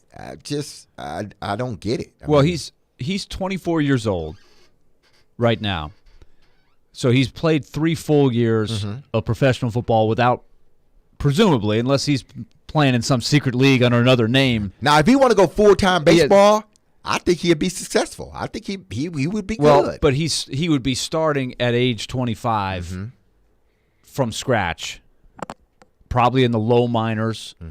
He hasn't played baseball since he was 18. He's getting closer to a Tim Tebow. Since 2016, right? Yeah, that's the difference with Bo and Deion and some of these guys. Brian Jordan did it for a long time, right? Those guys never stopped playing baseball. They may not have been playing full time, and of course, back then there was a little bit more of the multi-sport thing going on. A little bit more in that flexibility. generation. Than there is today. It's harder today, I think, because it's a year-round commitment. Like you said, you basically don't take off-season. You're always working towards the next thing. So I think it's a little bit more like Tebow than it is Bo Jackson for A.J. Brown if he wanted to do that. And I don't think he's saying he wants to quit football anytime soon. I think you use the right word, nostalgic. He probably does love baseball. I'm a sure lot he of him does. does. Yeah. Kyler Murray Russell Wilson still loves getting out there and Exactly. playing some baseball. You know, he never stopped.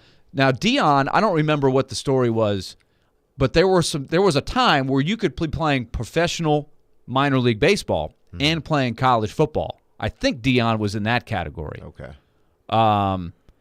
Drew Henson, who was competing with Michigan's Tom quarterback, Brady at Michigan, he was playing minor league baseball for the Yankees and playing for Michigan. So there have been people that have done it. It's hard. John Elway, remember famously, he initially was going to just play baseball. He signed a contract. But my point is, if you stop playing baseball, I don't care how good you were from 18, you're going to be rusty. And you're a lot older than the guys, and you're going to have to go through the minor league system. Yeah, and you're going to start at the low minors like Tim Tebow, and I do believe AJ would do way better than Michael Jordan, but he's still a long way from making it to the big leagues as a guy that could make a career out of it. You know, if I were his agent, I would tell him not to be putting this stuff. And that's what I was just about to say, Darren. Honestly, I was about to say that. Don't think Stop that John because John Robinson would be like, how can we? I mean, he could at least bring it up in the discussion piece, right? And they have to answer that like, hey, it was just a joke, or he was just feeling it that day. It was just, but don't think that the general manager of an NFL team can't say, well, why would we give you all this money? I mean, are you serious? Is your client serious about thinking about playing baseball too? Is his focus going to be elsewhere? I mean, even if it's a joke, like I wouldn't be putting. I wouldn't that put stuff out any there. more tweets about baseball. I would just leave that alone. Yeah, I'd leave it alone. I talk to it with my family, maybe my friends, but I'm not tweeting it no more. But not on social media. No. Just saying. All right, we'll come back. Final hour. We begin with Pete Weber. He was out in Vegas taking in the festivities. We'll find out what it was like out in Vegas for All-Star Weekend in the NHL. We'll do that next here on ESPN 102.5 The Game. ElectronicExpress.com. We make it happen. Now's the time to get a great deal on select Kubota compact tractors. Rated #1 for reliability in the under 100 horsepower category, they're designed for easy operation and feature performance-matched attachments. Right now, put 0 down and get 0% APR for up to 60 months, plus save up to $1,100. Now through February 28th. See us or go to KubotaUSA.com for full disclaimer. Come see why Coleman Tractor Company is one of the largest Kubota dealers in Middle Tennessee, Paris, Clarksville, Nashville, and their new location in White House. All right, guys, I got to talk about BetMGM because it's my official sports book. I love it. Big winner this weekend, and they welcome you with a special offer on the NBA. That's what I won on. Simply place a $10 moneyline wager on any game, and if either team hits a three-pointer, you'll win $200 in free bets. All you have to do is use the bonus code 1025GAME200 when you make your first bet. Plus, you'll earn BetMGM rewards points that can be redeemed for online bonuses or converted into comps for rooms, restaurants, and more at over 20 MGM resorts nationwide. BetMGM is proud to be an authorized gaming partner of the NBA. So just download the app or go to BetMGM.com. Use that code 1025GAME200 to win $200 in free bets if either team hits a three-pointer. Visit BetMGM.com for terms and conditions. 21 years of age or older to wager. Tennessee only. New customer offer. All promotions are subject to qualification and eligibility requirements. Rewards issued as non-withdrawable free bets or site credit. Free bets expire 7 days from issuance. For problem gambling support, just call the Tennessee Red Line at 800-889-9789. Hey, Darren McFarland here, and I'm excited to tell you about our friends at Spring Hill Heating and Cooling and their heating and air stimulus plan. If your AC or heating unit is old and inefficient, then you need to take advantage of their special offer right now. They will double your tax refund up to $1,000. Huge savings with Spring Hill Heating and Cooling. Get a York unit that lasts with a 10-year parts and labor warranty with up to 60 months, no interest financing on all York units. Restrictions do apply. Schedule now at springhillac.com. Spring Hill Heating and Cooling, a York certified comfort expert company. Bank of England Mortgage has been helping Americans live the dream of home ownership for over 100 years. Since their humble beginnings in England, Arkansas, they've gone from a community bank to a nationwide mortgage lender. BOE delivers innovative mortgage products with superior customer service and the most knowledgeable loan officers in Nashville. Find your nearest location in Middle Tennessee at BOE1214.com or call 615-823-1215. Bank of England Mortgage is a division of Bank of England Mortgage. Equal housing lender, member FDIC, NMLS 418-481. If you suffer from chronic joint pain, don't assume that steroid shots, pain pills, and surgery are your only options. You can call now to get real, lasting, life-changing relief from QC Kinetics. QC Kinetics is the nation's leader in using biologic therapies to repair damaged tissue in your aching joints. The success rate is staggering. People with knee and back pain, shoulder pain, hip pain, they're moving again, enjoying life again with help from QC Kinetics. This advanced, unique treatment protocol uses natural biologic agents, mostly from your own body. These powerful, highly concentrated growth factors are put directly into your affected joint, going to work to soothe the inflammation and restore damaged tissue. A truly regenerative treatment. No surgery, no drugs, no downtime. Finally, a new, different, highly successful approach to dealing with joint pain. Is it time you got a second opinion? Call the local medical professionals at QC Kinetics now. 615-249-4024. 615-249-4024. That's 615-249-4024 for QC Kinetics. Hey, it's Elijah Campbell from Darren, Donick, and Chase, and I got my radio start right here as an intern at ESPN 1025 The Game. It was an excellent experience, and we're now looking for new interns. If you think that's you, go ahead and send your resume over to together@cromwellmedia.com to apply. From the Hillside Medical Game Studios, WPRT-FM Pegram, WPUC HD2 Laverne, broadcasting 97.5 Murfreesboro, 106.3 Williamson County, ESPN 1025 The Game, and the Game Nashville app. A Cromwell Media Station. Live from the Game Nashville studios, it's time for Darren, Donick, and Chase. With hosts Darren McFarland, Willie Donick, and Chase McCabe. On Nashville's best sports talk, ESPN 1025 The Game. Final hour, Darren Donick and Chase and D-Mace here on ESPN 1025 The Game. Darren McFarland, Willie Donick, and Derek Mason with you. He was out in Vegas this weekend. Did he get the bet in and was declined a winning bet after people knew what happened in some of the skills competition, and yet the sports books didn't catch it? He's Pete Weber, the voice of the Predators. He'll be on the call Wednesday night down in Big D when the Predators get back to action down in Dallas against the Stars. Pete, were you able to get some information about who won, Joe Pavelski, who won some of the skills competition? And people were running to the sports books because when it re-aired, they thought the sports books accepted bets. They told those people, hey, we're sorry, we goofed. But were you one of those people that knew? I did not know. I knew that it had taken place the night before. Right. But no, and I wasn't trying to get any action down on that. But, if they were taking the bets, the house always wins out there, right? Yep. But if they're taking the bets, they should go ahead and pay out the money because they are the ones who screwed up. I'm with you, Pete. God bless you. Exactly. They should absolutely pay out, man. You took them. That's your fault. Yes. I'm with you. Before we get into this, yesterday was something that is a day you'll always remember, right? And I saw, you posted the article that you had put out on NashvillePredators.com. Yes. Yeah. Can you believe, by the way, that's where I was going. Can you believe that's been 8 years ago? No, I cannot.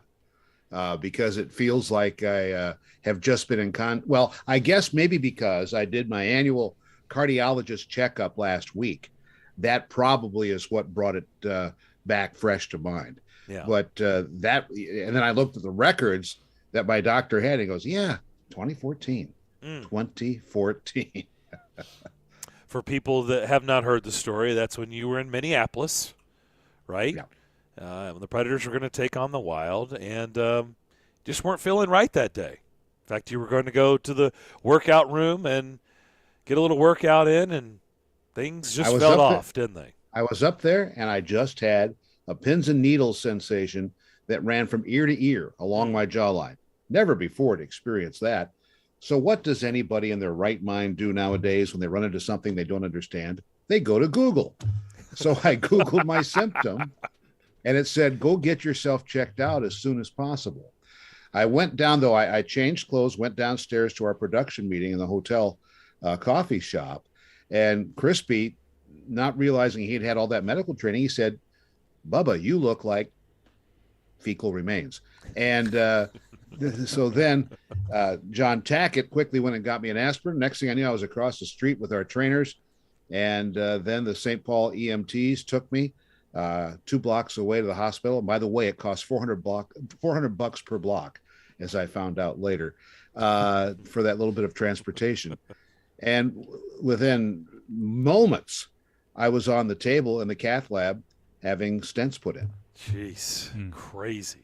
8 years ago yesterday. Hard to believe. So you took in the festivities, and by the way, we're glad everything has been perfectly fine since. But what'd you think? What'd you think of how Vegas did? You took it all in. Kind of give us your thoughts. Tremendous job of preparation. I just the outdoor events were fine that people didn't get their bets paid off on. But it's kind of strange when you're in the arena watching the balance of the skills competition. All of a sudden you're told to look up at the screen and see what's going on, or I should put it more properly, had gone on the night before out on the strip. And that Bellagio fountain certainly provided a beautiful backdrop. But it was a little bit strange. But I also am never against somebody trying something new. And that was fun. Pete Weber is with us. So, Pete, it's been well documented. Nashville was the first city where they tried the 3-on-3 tournament, and they've stuck with it ever since. I was curious after taking the year off what we would see. I didn't see the final. I saw the 2 semifinals. Yep. I thought after a bit of a slow start, they found the right level of competitiveness. You want to give the fans something to cheer about. I still think it's the best way to do this. I don't know what the talk was out there, though. I do, too. I think it's the best way. And I didn't hear anybody saying that they should change the format right now. This is kind of like the Pro Bowl was yesterday, a Nolan Ryan or a no-hitter type of event. So unless you're going to get back into guys, full-on body contact, stay away from 5-on-5, I think. And the last body check I saw thrown, and I've seen all but 2 of the last 24 All-Star games in person, was Jeremy Roenick throwing a heavy body check in the corner in the game at Staples Center, I think in 02 or 03. And that was basically it. So it got to the no-hitter aspect of it really bogs down 5-on-5 play. But in 3-on-3, you look for open ice, you produce it, and every now and then you're able to capitalize on some chances. Now, Pete, obviously you had the NHL All-Star game, then you had the NFL's All-Star game. Why is it that the NHL has been able to get this thing right? Is it because they changed their, instead of 5-on-5, 3-on-3? Yes, we don't have the hitting, but it's still more exciting. I think, Derek, that it's the nature of the games. Mm-hmm. I think it's very, very difficult to make a football all-star game truly meaningful because the guys know they don't want to. What was the name of the Patriots rookie running back that tore up his knee playing? Robert Edwards. Yeah, Robert Edwards. And in Hawaii. And that was, and I lived in LA when the Pro Bowl was there at the Coliseum. And I can properly say that even with columnists like Bob Oates and so on in the LA Times, nobody really cared about it. And Derek, that game, it's nothing against football. It's just the nature of the game is such that you're not going to see the competitiveness of it in an all-star format. I heard people this morning talking about, let's just make it a flag football game. That might be a little bit more entertaining. You can see the players' faces and so on. So, Pete, now that that's over with, the next big event for the league is our Stadium Series game that'll be in our city coming up later this month, February 26th. It'll be here before we know it. Nashville's got some important games to play on the ice here very soon, but I noticed they have now released Miranda Lambert and Dierks Bentley as some headliners to perform, so I think we're going to start seeing the level that Nashville is capable of putting on a big event here. I think it's kind of snuck up on me, but I think it's really going to be exciting. Once the Super Bowl's over, I think you're going to see a lot of spotlight, especially here locally. Without question, but people were already talking to me about it. They're in Vegas, and here we are in if there's ever been a showcase city, it's Las Vegas. And they did. By the way, I went to a great concert after the All-Star tournament on Saturday. I was able to see Lionel Richie upstairs in the hotel next to ours, and what a show he put on. That just sort of added to the glow of the All-Star weekend for us. But absolutely fantastic. And seeing, I got to see Terry's old goaltender. Mano Rayon, old goaltender. She got some of the action there. She was involved in the skills. In the breakaway challenge. And I do have to say, and Darren, I don't know if you saw it, but the dodgeball and the hangover references were pretty good. That was pretty good effort there. There were. The only thing is, the guy that was sort of the stand-in for Mike Tyson was a little bit tall. He was a little taller than Mike, yeah. And if they were going to do that, I think they maybe should have had him walk out with a piece of ear in his mouth.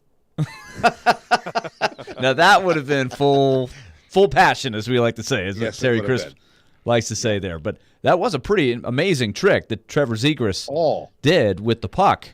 I kept looking to see if it was a Cliff Ronning sleight of hand. Remember, Cliff Ronning had the puck actually on a string that he would play jokes with. But it looked like Zegras legitimately did it. Spun around, kept the puck stuck to his blade, and then put it in the net. I was looking for evidence of Velcro or to see if Lester Hayes was around with a jar of Stickum. Old school with the Raiders, the Stickum. Now, Lester, he couldn't hide the Stickum. That was one thing. You knew when he had that Stickum all over himself. Yeah, I mean, how did he take a shower, Derek, after a game without having the towel stay with him? They had to change the ball all the time, I tell you that. Maybe, do you think that's where we began the idea that maybe we should have separate balls for kickers? Probably so. You know, the place kicker might get his kicking stroke down and the ball stayed on his shoe. You got a point there. That would be great to witness, though. That would be fantastic. Last thing, Pete, what you said people were talking about the Stadium Series out there that's going to be here. What were people saying about Roman Josi and UC Saros? Well, they were going about UC Saros. They, I guess what they couldn't really believe about UC was how quick the guy is. You're watching 32 teams now, and it's sort of difficult to keep up with individual people. But UC Saros really captured everybody's eyes. And Roman Josi had, for all practical purposes, already done that. Isn't it hard to believe that Roman Josi came to the Predators, in 2011? That's very, very difficult to believe. Yep, no doubt. All right, we got to get your Super Bowl pick. Who you got? I'm going to go with my heart here. I want Dan Horde to be able to announce a Super Bowl winner. He's the voice of the Cincinnati Bengals, young man I have known for a very, very long time. And maybe that means he's no longer young, but he's younger than I am. So I will stick with that.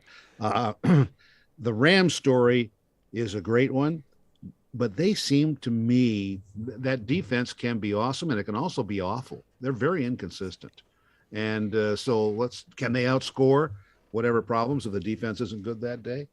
I'd just as soon see Joe Burrow, who endured, all those sacks, and they cut him down greatly in the conference championship game. I want to see him really come to the fore and give my spouse a little bit more trouble about letting him get away from Ohio State. In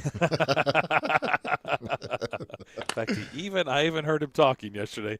Even kind of made a little subtle hint about that little experience at the Ohio State. Just saying. Pete, really good stuff. Appreciate it as always. Glad you had a good time, and look forward to talking to you Wednesday night in Dallas. Great. And if you come up with a solution for how to remove Stickum, I'd love to hear it on the show. Oh, I'd love to hear it too. Pete Weber, voice of the Preds, out in Vegas, taking in the All-Star festivities. We will come back, and Elijah Campbell will have NFL Zingers. It's Zinger time next. So, what is Jared Stillman going to say this afternoon? You got to play if you want to earn $14.6 million next year. Oh, brother, here we go. But I'm done on investing money in dudes that can't get on the field. Tune in to Stillman and Company, weekday afternoons from 2 to 6. This is some serious stuff right here. Delivered by TriStar Moving on Nashville's best sports talk. ESPN 102.5 The Game and the Game Nashville app. Watch live on Twitter, Twitch, and YouTube. Do you love Smashville? Join us February 12th and 15th to watch your Nashville Predators take on the Winnipeg Jets and Washington Capitals. Live from Bridgestone Arena. Visit NashvillePredators.com/tickets to make sure you get a seat or two. Whether you're bringing your honey or getting ready for a night out with your pals, Smashville is the place you need to be. Secure your seat and bring your gold. That's NashvillePredators.com/tickets to make plans with the Preds. And we'll see you at Bridgestone Arena.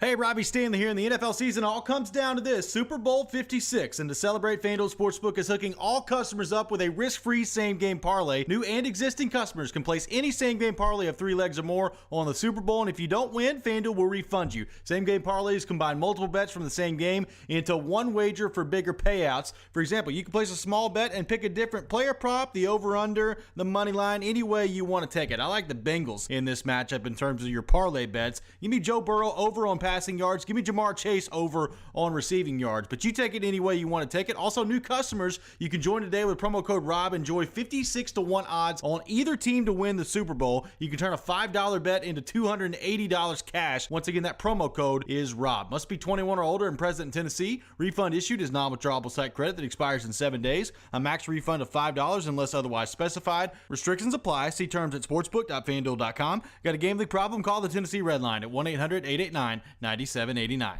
Need cash for that home improvement or want to finally be credit card debt free? How does a check for 80 or 90 grand sound right now? Loan Pronto can do it for you. Whether you have a VA loan or a conventional loan, they're helping local homeowners convert their home equity into cash with zero closing costs. Willie Donick here. Listen, your home value is up. Let Loan Pronto tap that equity and get you the cash you need. Pay off high interest loans. Start that home remodeling project. Veteran homeowners are really loving this because with a VA loan, you can tap 100% of your home's equity. That's a ton of cash. Loan Pronto's all-digital process makes it fast and easy. They are doing loans with APRs in the 2s. And if you call now, you can even skip your next 2 house payments. Call now to see what your options are. Loan Pronto, 615-499-5780 or loanpronto.com. That's 615-499-5780. Equal housing lender, NMLS 166-1781. Subject to lender approval. Not all loans apply. If you've missed any of today's show, just search Darren, Donick, and Chase on Apple, Spotify, or on your favorite podcast platform.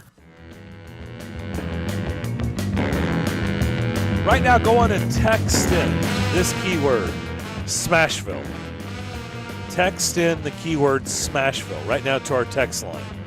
Driven by WilsonCountyHyundai.com. 615-737-1025. That's a chance to win Stadium Series tickets and a Predators jersey. Hello? I'm sorry. Not tickets. Just the jersey. My bad. Whoops. Getting some people out there happy, man. Whoops-a-daisy. Hey, there's nothing wrong with the Stadium Series jersey. But yeah, it's not tickets. Sorry. Smashville. You can qualify to win that. That's presented by Blood Assurance. I forgot to bring up with Pete because he's such a huge Blazing Saddles fan. Mm-hmm. Blazing Saddles is 48 years old today. Old movie. 48 years old. That movie almost came out 50 years ago. Ain't nothing wrong with that. No. Still young. I believe me. I'm with you. Yeah, 50 is young. Elijah Campbell is standing by the Hillside Medical Game Studios, and he's going to present us some questions that we're going to answer. All right. No games this weekend, unless you count the Pro Bowl game. Whatever. We'll get to that here in just a second. But there's still some news that was made, including the Jacksonville Jags hiring Doug Peterson and the Texans reportedly zeroing in on Lovie Smith. So out of those 2 coaching hires, which team in the Titans division got a better upgrade? man, that was I'll tough. start just say Doug Peterson. It's pretty easy for me. I think Doug Peterson's a pretty darn good hire for Jacksonville for a dysfunctional franchise that they are. Houston, nothing against Lovie Smith, but his last 2 stints haven't looked great. Just saying. I mean, Illinois was like, okay.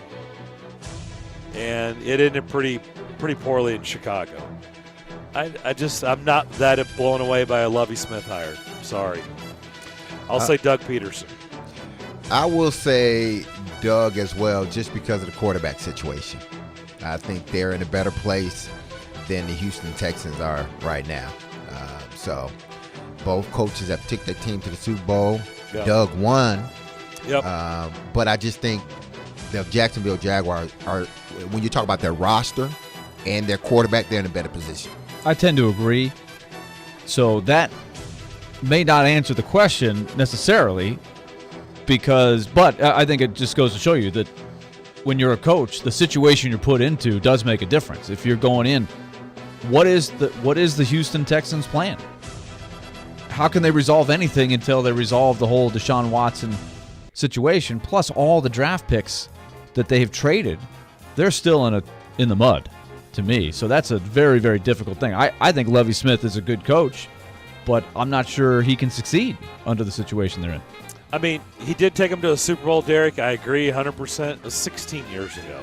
I mean, and I agree. That's a good point. Like Houston, I just don't think is nearly as equipped as Jacksonville to get things turned around anytime soon.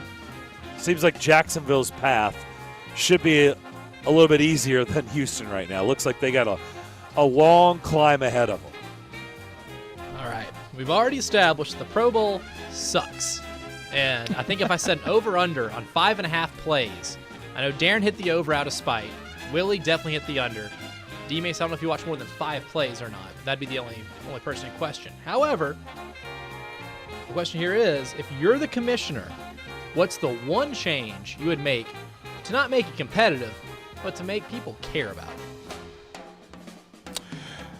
it? Get rid of it.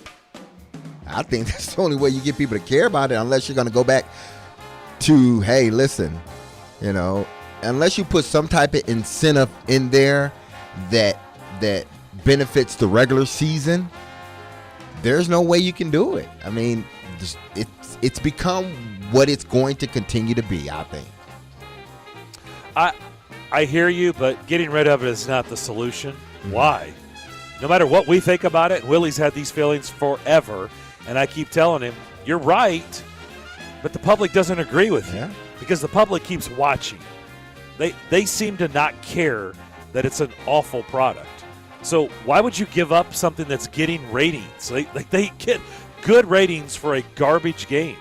Why would you get rid of that? The networks don't want to get rid of it. They're going to pay you for it. They're like, sure, we'll take it. People are watching. Well, let's do what you said, Darren. Just make it flag football so people at least know what they're going to get. No hitting, no nothing. Well, I mean, I do think you could tweak it. And the other part of this is, look, I don't know what you can do because you can't have them, blowing each other up. They're not going to do that. There's too much at stake today in today's game. There's too many big contracts, too much money. It's too big of a business to have guys getting hurt or, the worst thing ever, have their careers ended from a Pro Bowl, right? I used this reference this morning on Robbie and Rexroad. When I say a play at the plate in the Major League Baseball All-Star Game, what do you think of? Pete Rose in the All-Star Game. Right. Like, how long ago was that? That was forever ago. 1970? Right. So, speaking of 50 years ago or longer, I mean, but yet we still know the reference, right? Like, you don't want that to have happen. Like, some guy, like Ray Fosse's career basically ended because of that play in an All-Star game. So I get it. What can you do to fix it? I don't know. They got smart people working for a big business. Figure it out. But I also selfishly would love for, the Titans to do the right thing and get a retractable roof stadium, and we could host a Pro Bowl. Yeah. I think you would have to. My thought would be you'd have to very creatively create a game that is not a football game. It doesn't involve tackling and hitting, but could you make a competitive, something that is competitive, if you set the rules accordingly. Like a glorified practice that doesn't involve tackling or hitting. Maybe it's touch, maybe it's thud, something like that, where you could get the guys to compete. What's the worst thing about it to me is if you're not competing, then it's not worth watching. I'm not out there to watch people just run around. If you're competing for something, even if it's not a real football game, then you might get me to watch. And I don't know if I have the answer. But you'd have to set some rules and say, okay, if you know, some of the old flag football rules might come in. You know, you get 3 completions as a first down, or, you know, some of the fun stuff that we used to do in the backyard football. But figure out a way for the guys to compete. Or you can do this quickly. You can say either you can play it after the Super Bowl like they used to, and then you can get maybe some of those players that aren't playing because of the Super Bowl. Maybe they play. Maybe that can happen.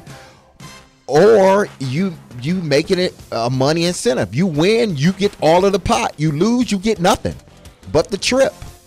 Yeah, you'd have to have a massive amount of money. That's the other way you could do it, is incentivize people to actually play. Because there's money, enough money to move the needle. The money's there, but how do you play if you can't hit? The money's there, You'd but you break it up into with both of the teams. So just say, hey, listen, you win, you and your team split all the money.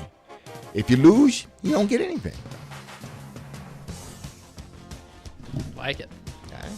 All right, get one more in there, Elijah. All right, we'll ask one more for the break here. A little bit of Super Bowl discussion here. So Matthew Stafford finally being in a Super Bowl. Is there any other QB, past or present, that you wish had at least one shot at a Super Bowl, but in a Stafford-like setting wasn't able to because of the organization? I always was bummed that Dan Fouts never got to the Super Bowl. That was the first thing that popped into my head. I thought he was a great player, but they never quite made it. They had really good teams, but never quite got in there. I would say Dan Fouts too. It was just because they were so much fun. Air Coryell, yeah, that was fun. my team when I was little. Yeah, when I was a kid, I loved the Chargers, and they never got there. They had to go play in the snow at one year. Wait, who did they play? Cincinnati. Cincinnati in that the was snow. One of the coldest games ever. Yeah, I was at that game. Mm-hmm. And it didn't work out for the California boys. No, it did not. Well, I mean, if you guys are going to just go, I mean, let's just stick with that theme then. I mean, I think Phillip Rivers deserves to see a Super Bowl. Mm-hmm. He had a really, really, really nice career. I think he's a Hall of Fame quarterback. I know a lot of people don't believe that because he didn't have the playoff success, but it's pretty damn good for a long time and was always available. Always. Basically played 16 games a season his entire career. I think he would have deserved a chance to play in the Super Bowl. You know, here's 2 other quarterbacks, Warren Moon and Randall Cunningham. Good one. Yeah, I'd have loved to see both of those guys go to a Super Bowl. Because they both had really good. I mean, Warren's in the Hall of Fame, and Cunningham had that one incredible season with the Vikings, 15-1, and they ended up everything losing was to Tampa. lined up. Yeah, to Atlanta. Atlanta, not Tampa. Yeah, Atlanta. So, man, I would also say I would like to have seen Vince Young, Jake Locker, and Marcus Mariota get to the Super Bowl. Of course, it would have been nice. Just because, but they were not even close. Okay, when they were the Titans quarterback. Yeah. We're talking about quarterbacks that were close. Oh, close. Oh, you wanted quarterbacks that were close. That were close. Oh, I didn't hear that part. Well, Kerry Collins then. He was close, wasn't he? He played one. He played in one. He played in one. Yeah. You're right. My bad. They got beat down. They did. They got beat down bad. By who? The Baltimore Ravens. Yeah. All right, we'll come back. We'll continue this on the other side. But right now I'm going to talk to you about my friends at Cool Springs MD. You've heard me talk about them for years because they've been helping me for years. Michelle over there has been helping me for years. I'll be out there Wednesday after the show. And, boy, they do so many things under one roof. They can help you in a variety of ways. They've got a state of 1542 Westgate Circle is exactly their location. Dr. Jeffrey Lodge is the board-certified physician. His wife, Daphne, is the registered nurse. And their experienced staff can tackle weight loss management with you. It's something that all of us deal with as adults, right? Maybe you're in that stage where right now you'd like to get rid of, shed some unwanted pounds. Maybe it's from the holidays or just the cold weather. You're just not as active. Well, they've got programs and products and people that can get you back on track and headed in the right direction. Rejuvenation, your appearance is important, and it's challenging as we get older.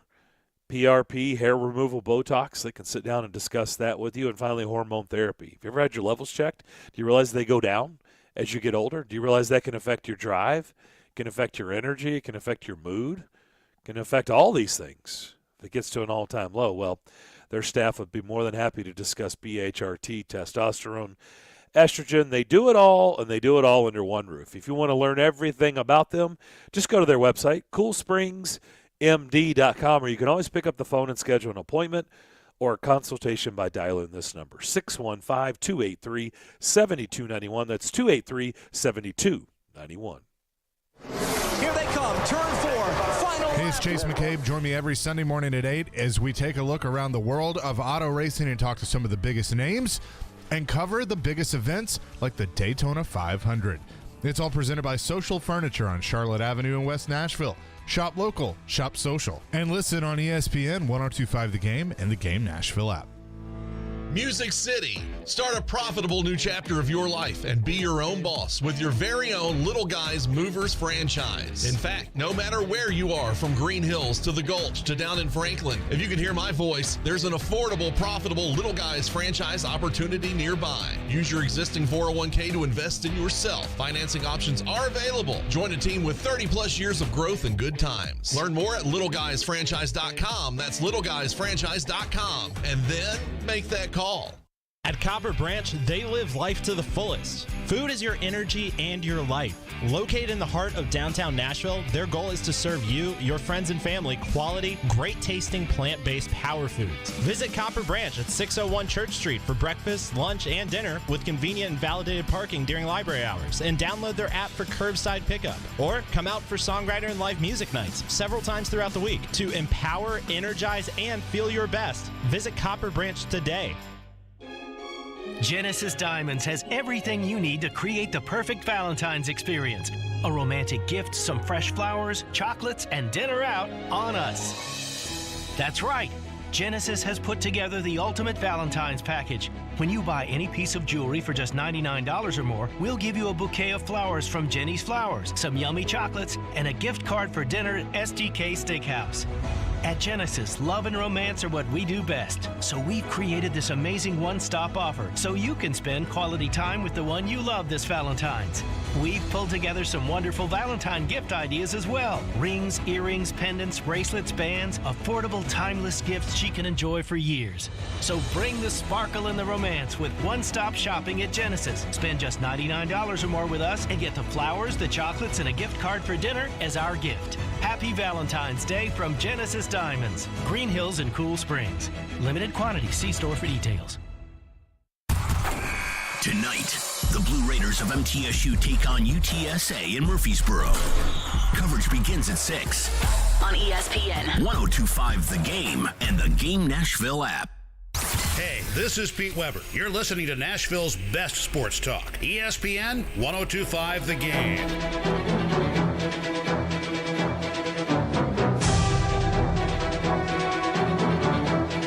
Part 2 NFL Zingers here on Darren Donick and Chase and ESPN 102.5 The Game. Just got done discussing which quarterbacks with successful careers we'd like to have seen in at least one Super Bowl. We're going to keep it Super Bowl themed here. So this game obviously loaded with talent on both sides of the ball, especially the Rams. So that being said, which non-quarterback will be the most important player in this game? Most important player, non-quarterback. For just either team or both teams? Either team. You can also make this, which is most likely to be the MVP of the game as well. Ooh.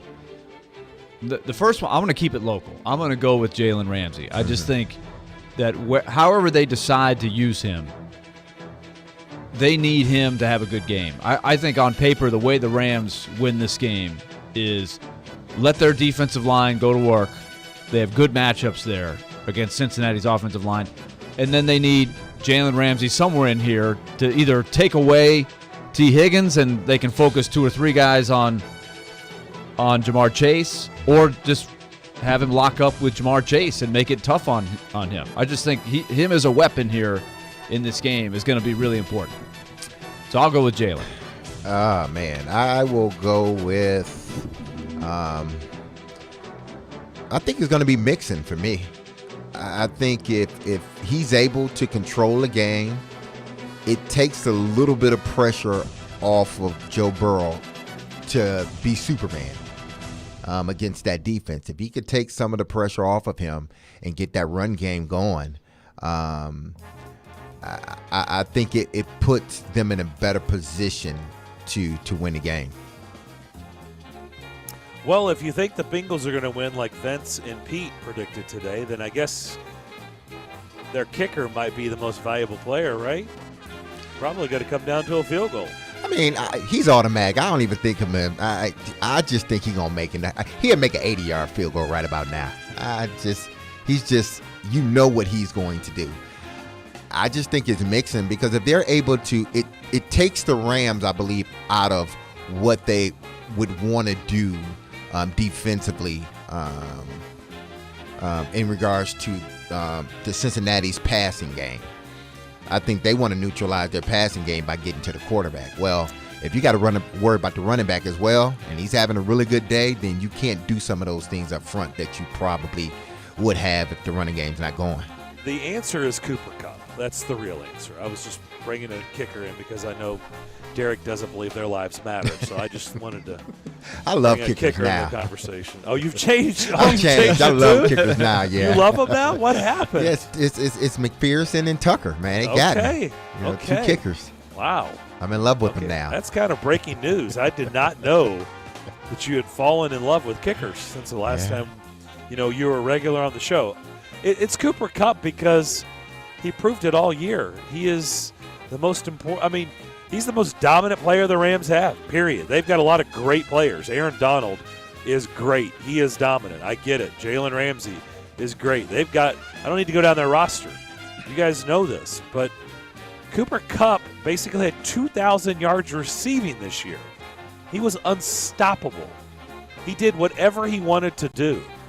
And if you want to take the pressure off Matthew Stafford in this big game, because this is going to be a lot of pressure for him. There's a lot at stake for his resume, his career resume, to get it done. Cooper Kupp is the guy that can relieve that because I suspect he's going to have double-digit receptions. Why wouldn't he? He's done it all year. So I think Cooper Kupp is the guy they've got to have or the Rams in trouble. If he doesn't have a typical Cooper Kupp game, they're in trouble. All right. Lastly, my favorite thing about the Super Bowl, the prop bets, especially the ridiculous Is this prop the color bets. of the Gatorade thing? Yes. Indeed it is. You read my mind, Willie. So, the odds came out today, according to BetMGM, that orange Gatorade at plus 200 is the favorite to be the color Gatorade of the Gatorade bath. You guys sound shocked. I know D-May stood up his chair a little bit. He's looked a little surprised. But the other colors are blue plus 300, the classic lemon lime at plus 450. My personal favorite. Clear Gatorade at plus 450. Dial-us. Red at plus 800, and then the long shot, purple, plus 1,000. If I were to convince you to bet on the color of the Gatorade bath, are you going with the favorite, the orange, which is my personal favorite? You That's like the orange. one. It's the best I was one. never a huge fan of the orange, even though it's one of the originals. The original is the lemon lime, right? Then they came in with orange, I think was probably the second one that I can remember anyway. My least favorite is the red. That's just, I will never choose the red unless it's the only option out there. Well, you got to think of it like this. If you're picking Cincinnati to win the game, then your prop bet needs to be the orange Gatorade. It's just One would typical. think, right? If you're picking the Rams, it should be either blue or clear. That's I the way would I say look so. at it. That's the way I look at it. Clear they should get rid of clear. Should go away. You don't like it? No. I think Why it's good. not? I think it's okay. I mean, it's pretty good. Should get rid of the clear. Lemon lime is the answer. Ugh.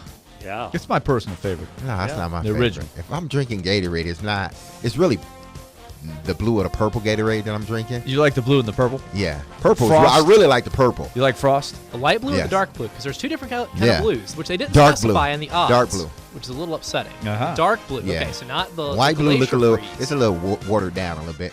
I feel bad for you if you're actually laying out a bet on this, but if you do, I think you got to do your detective work, get inside, find somebody who knows the trainer who actually mixes this thing, man. You got to get the trainer for both sides. You make a bet.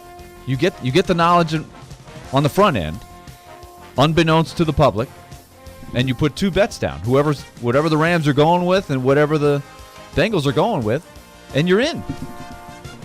Or just watch every single bingo game from this year and every single Ram game from this year. Break down the tape. There you go. Break down the tape and see what Gatorade they're drinking. That's hustle right there. That's hustle. Because they're not then you dumping got to it on pick the the coach in winner. those games. But you Right, can but then you still gotta pick the see what they're drinking. What they're drinking. Yeah. Yeah.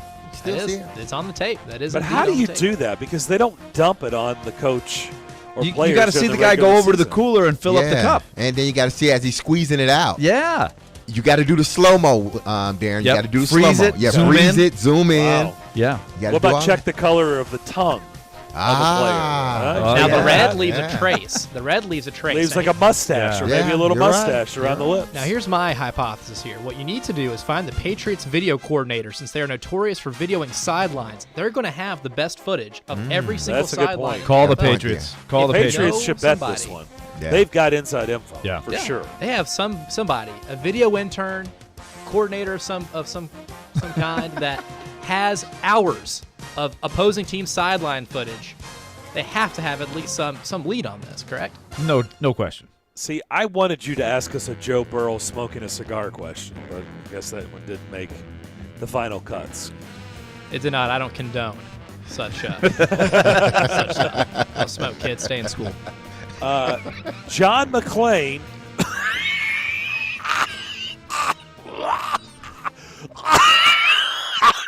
John McClain from the Houston Chronicle is reporting that Lovie Smith is indeed going to be the next head coach of the Texans. It's a done deal. Just to give you Lovie Smith's record, don't forget there was a stint in between the Bears and the Fighting Illini. That would be 2 years in Tampa as the Bucs head coach. He went 2-14 and 6-10. Oh man. Then in Illinois, he went 3-9, 2-10, 4-8, 6-7, 2-5. Was fired. I don't count the whole college thing. I don't get into the college thing when it comes to coaches that have predominantly coached the NFL and then tried to transition, because it's just a different world. It's a whole different world. So, I mean, Nick had success in college, came to the NFL, didn't have success as much. We've seen that happen, so I'm not going to count that against him. But I didn't. That whole Tampa thing, whew. That's 7 years of head coach experience right there. 7 years, and his best season was 6 wins. Hey, because he was playing Michigan State every year. Just saying.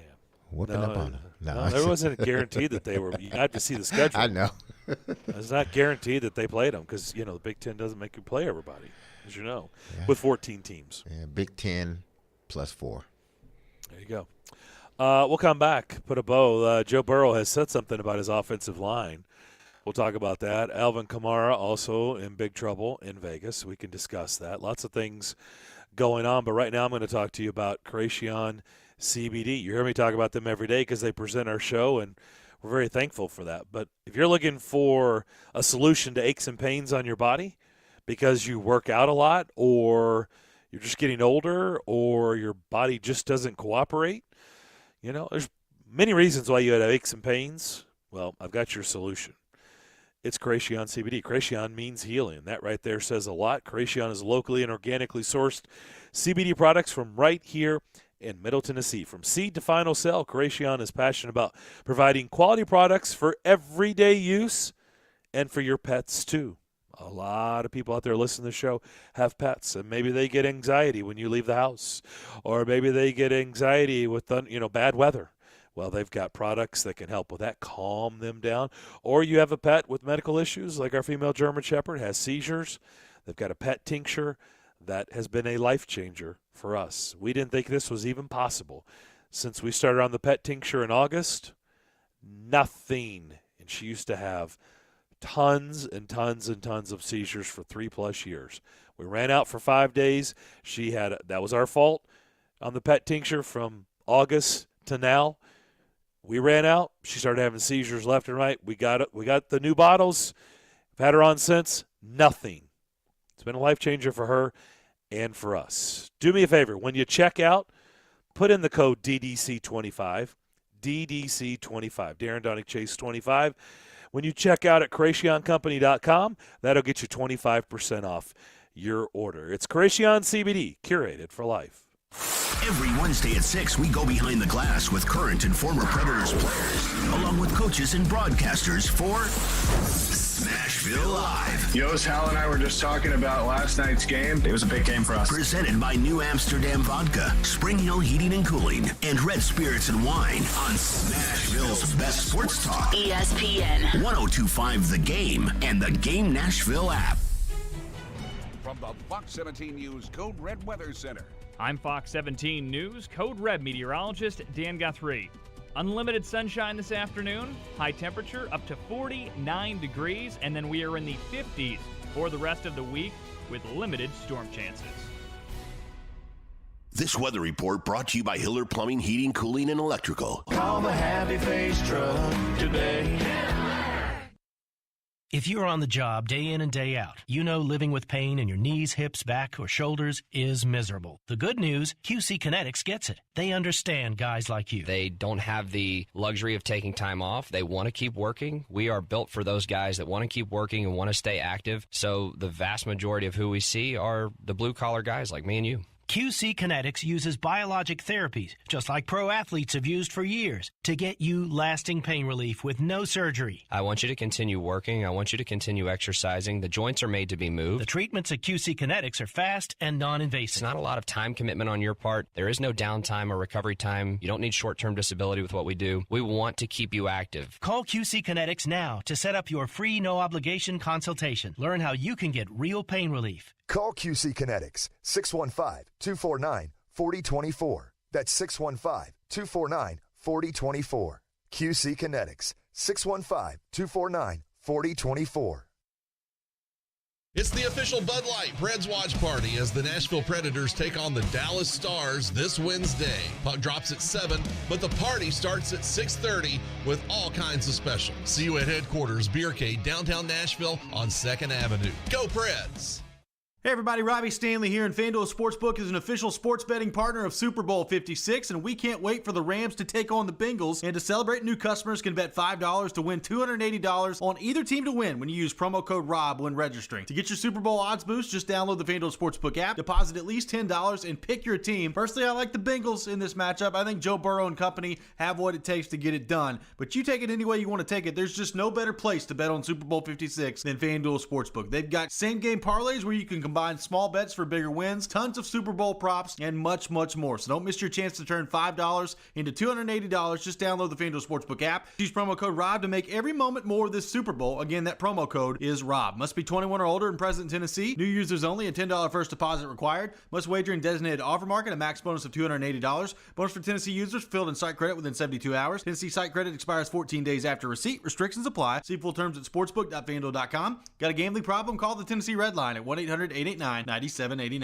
Inside knowledge on the Titans. Todd Downey's got his notepad out right now, just writing things down. Inside knowledge on the Predators. They can go right into the forecheck, and boom, you get a beautiful goal from Colton Sissons. And then there's a team in Knoxville. How excited should Tennessee fans be by what they've seen from Josh Heupel in year one? Wake up and hang out with Robbie and Rexroad. Weekday mornings from 6 to 10. Brought to you by Little Guys Movers on Nashville's best sports talk. ESPN 102.5 The Game and the Game Nashville app. Watch live on Twitter, Twitch, and YouTube. Interact with Darren, Donick, and Chase. Call or text the show at 615-737-1025. Driven by WilsonCountyHyundai.com. This Wednesday night, if you're looking for a place to hang and watch the Predators take on the Stars down in Dallas, well, we got the Preds Bud Light Watch Party. That'll be at headquarters Beercade. Drink specials. Plus, you can enter to win Preds tickets and watch the Predators take on the Stars. So keep that in mind. Headquarters Beercade, located at 114 2nd Avenue South downtown. Puck drops at 7 o'clock. I'll have pregame for you at 6 here on these airwaves. And that is a TNT game. So, Willie, no TV duties for you guys. That is correct. I'll be able to watch the district tournament, high school hoops, number 1 seeded USN versus 8 seeded BGA. Wednesday night. Girls, boys? Boys. Boys. Got the 10th grader, D-Mace. The 10th grader coming off the bench, 6th man. He got a little Willie in him. Little Willie D. He can spot up. He's a 3-point specialist. Oh, okay. We have a couple of guards that are really good at penetrating, creating the double teams. He can spot up. He benefits. He's spot shooter. Spot shooter. What's the old spot shooter that the Knicks used to have? The Stinger, Mike Glenn? No, not Mike. It was the year when Patrick Ewing was there. God, what was his name? Not John Starks. Not Starks. It was I forget his name. Never mind. But he would spot up in a corner. Like Steve Kerr or Craig Hodges. It was Craig Hodges. Remember Craig Hodges was the Bulls. Yeah. That's all he did was sit in the Rory corner. Sparrow. Yeah, that's all they did was sit in the corner and wait for the pass. There you go. That's the best gig in the sport. Absolutely. Yeah. So does Mahoney take good shots like his dad? He can let it fly. Okay. He's got some range. Hold on. That's not what he asked. That's not what I asked. No, I'd say he stays within the offense. Okay. Pretty well. He's got to in the coming years. He's got to add the layers. He's got to drive a little bit more as he gets stronger. Get to the free throw line a little bit more. But right now, the seniors, we got a lot of seniors. They have the ball more. They penetrate. They kind of run it. He's the secondary scorer. So it's good. It's a good team. You show him any? I'm excited. Any Willie D tape? Oh yeah. He doesn't always watch it though. He's like, really? You want me to do this? I don't know about that. You know that new commercial? Again. You see that new commercial with the dad and his son's on the boat with him, and they're like, "Son, look at this video you and your mom and I made." And they're like, "Dad, I don't think you should send that. Up, just send it." Him and his mom rock stars. Dad, I wouldn't post that. Videos. Up, just send it away right there. It was so easy. Yeah. Well, at least you can. I mean, you're showing him somewhere. You were a shooter. You were a prolific shooter back in the days, man. Well, he's got the form. My dad probably had as much to do with teaching him how to shoot. Mm-hmm. Sometimes you never know who you're going to tune into. Exactly. He would always really tune into my dad. And he taught me how to shoot. So I was like, well, that's a good guy to listen to. If he taught me, he can teach you. Yeah. Apparently the Raiders, well, good luck to them. The Raiders are eyeing Joe Judge to be their special teams coordinator. So that's two head coaches that could be hired as special teams coaches. Well, they know how Rich Bisaccia, Green Bay's, and possibly Joe Judge, Raiders special teams. Well, the playoffs have shown how critical special teams are. More importantly, the kicker. It's important. It's very important. So you got to be able to have somebody because for kickoffs are really they're non-existent anymore. I mean, most of the kickers kick it out the back of the end zone anyway. You don't get too many returns. You know what's crazy is you start thinking about that last game of the regular season, the craziness with the Raiders and the Chargers, where we thought it was going to be a tie, and then the guy runs out there and makes the kick. Yeah. And how much excitement we've seen since then. You almost have forgotten about that game because there was so much drama in the playoffs. We've had so many crazy great games for the NFL. It's a great tribute to the league. It's just such much watch. There's been so much drama since then. I almost forgot about that. Well, but it shows you that now teams, for some reason, have put more emphasis on getting the right guy as a special teams coordinator. It can make a big difference. It can make a big difference. Mm-hmm. Guys, I just realized you let me blow past. This is what I know. We totally blew. I thought that was an executive decision by you. No, I was ready. Yeah. No, I was ready. I was not. You guys didn't say a word. I just forgot. We're going to blame it on Jared because we got all caught up in the Tannehill, Aaron Rodgers. Is that what it was? Yeah. Okay. Yeah. All right. Ring the bell. When in doubt. I was like, oh, whoops, I had something. I thought you were just saying we got to turn the page. We're not. No. We don't have enough time to do it right today. No, I just literally blew by it. Nobody said a word. Nobody said anything. Well, this is what I know. We ain't getting to it today. You're the winner. True statement. True Give statement. Derek the prize. He won. Congratulations, you're going to Judas Priest at Municipal Auditorium, Derek. Hey, you can do it, Darren, by yourself if you want, but Derek and I, we're out of here. Yeah. We're not doing it today. All right, that will do it for our show today. Have a great rest of your Monday. Continue to be safe. We want you back with us tomorrow morning at 10 o'clock. We'll see you then. Closing time. Turn all of the lights on over every boy and every girl. Closing time. One last call for alcohol, so finish your whiskey or beer. Closing time.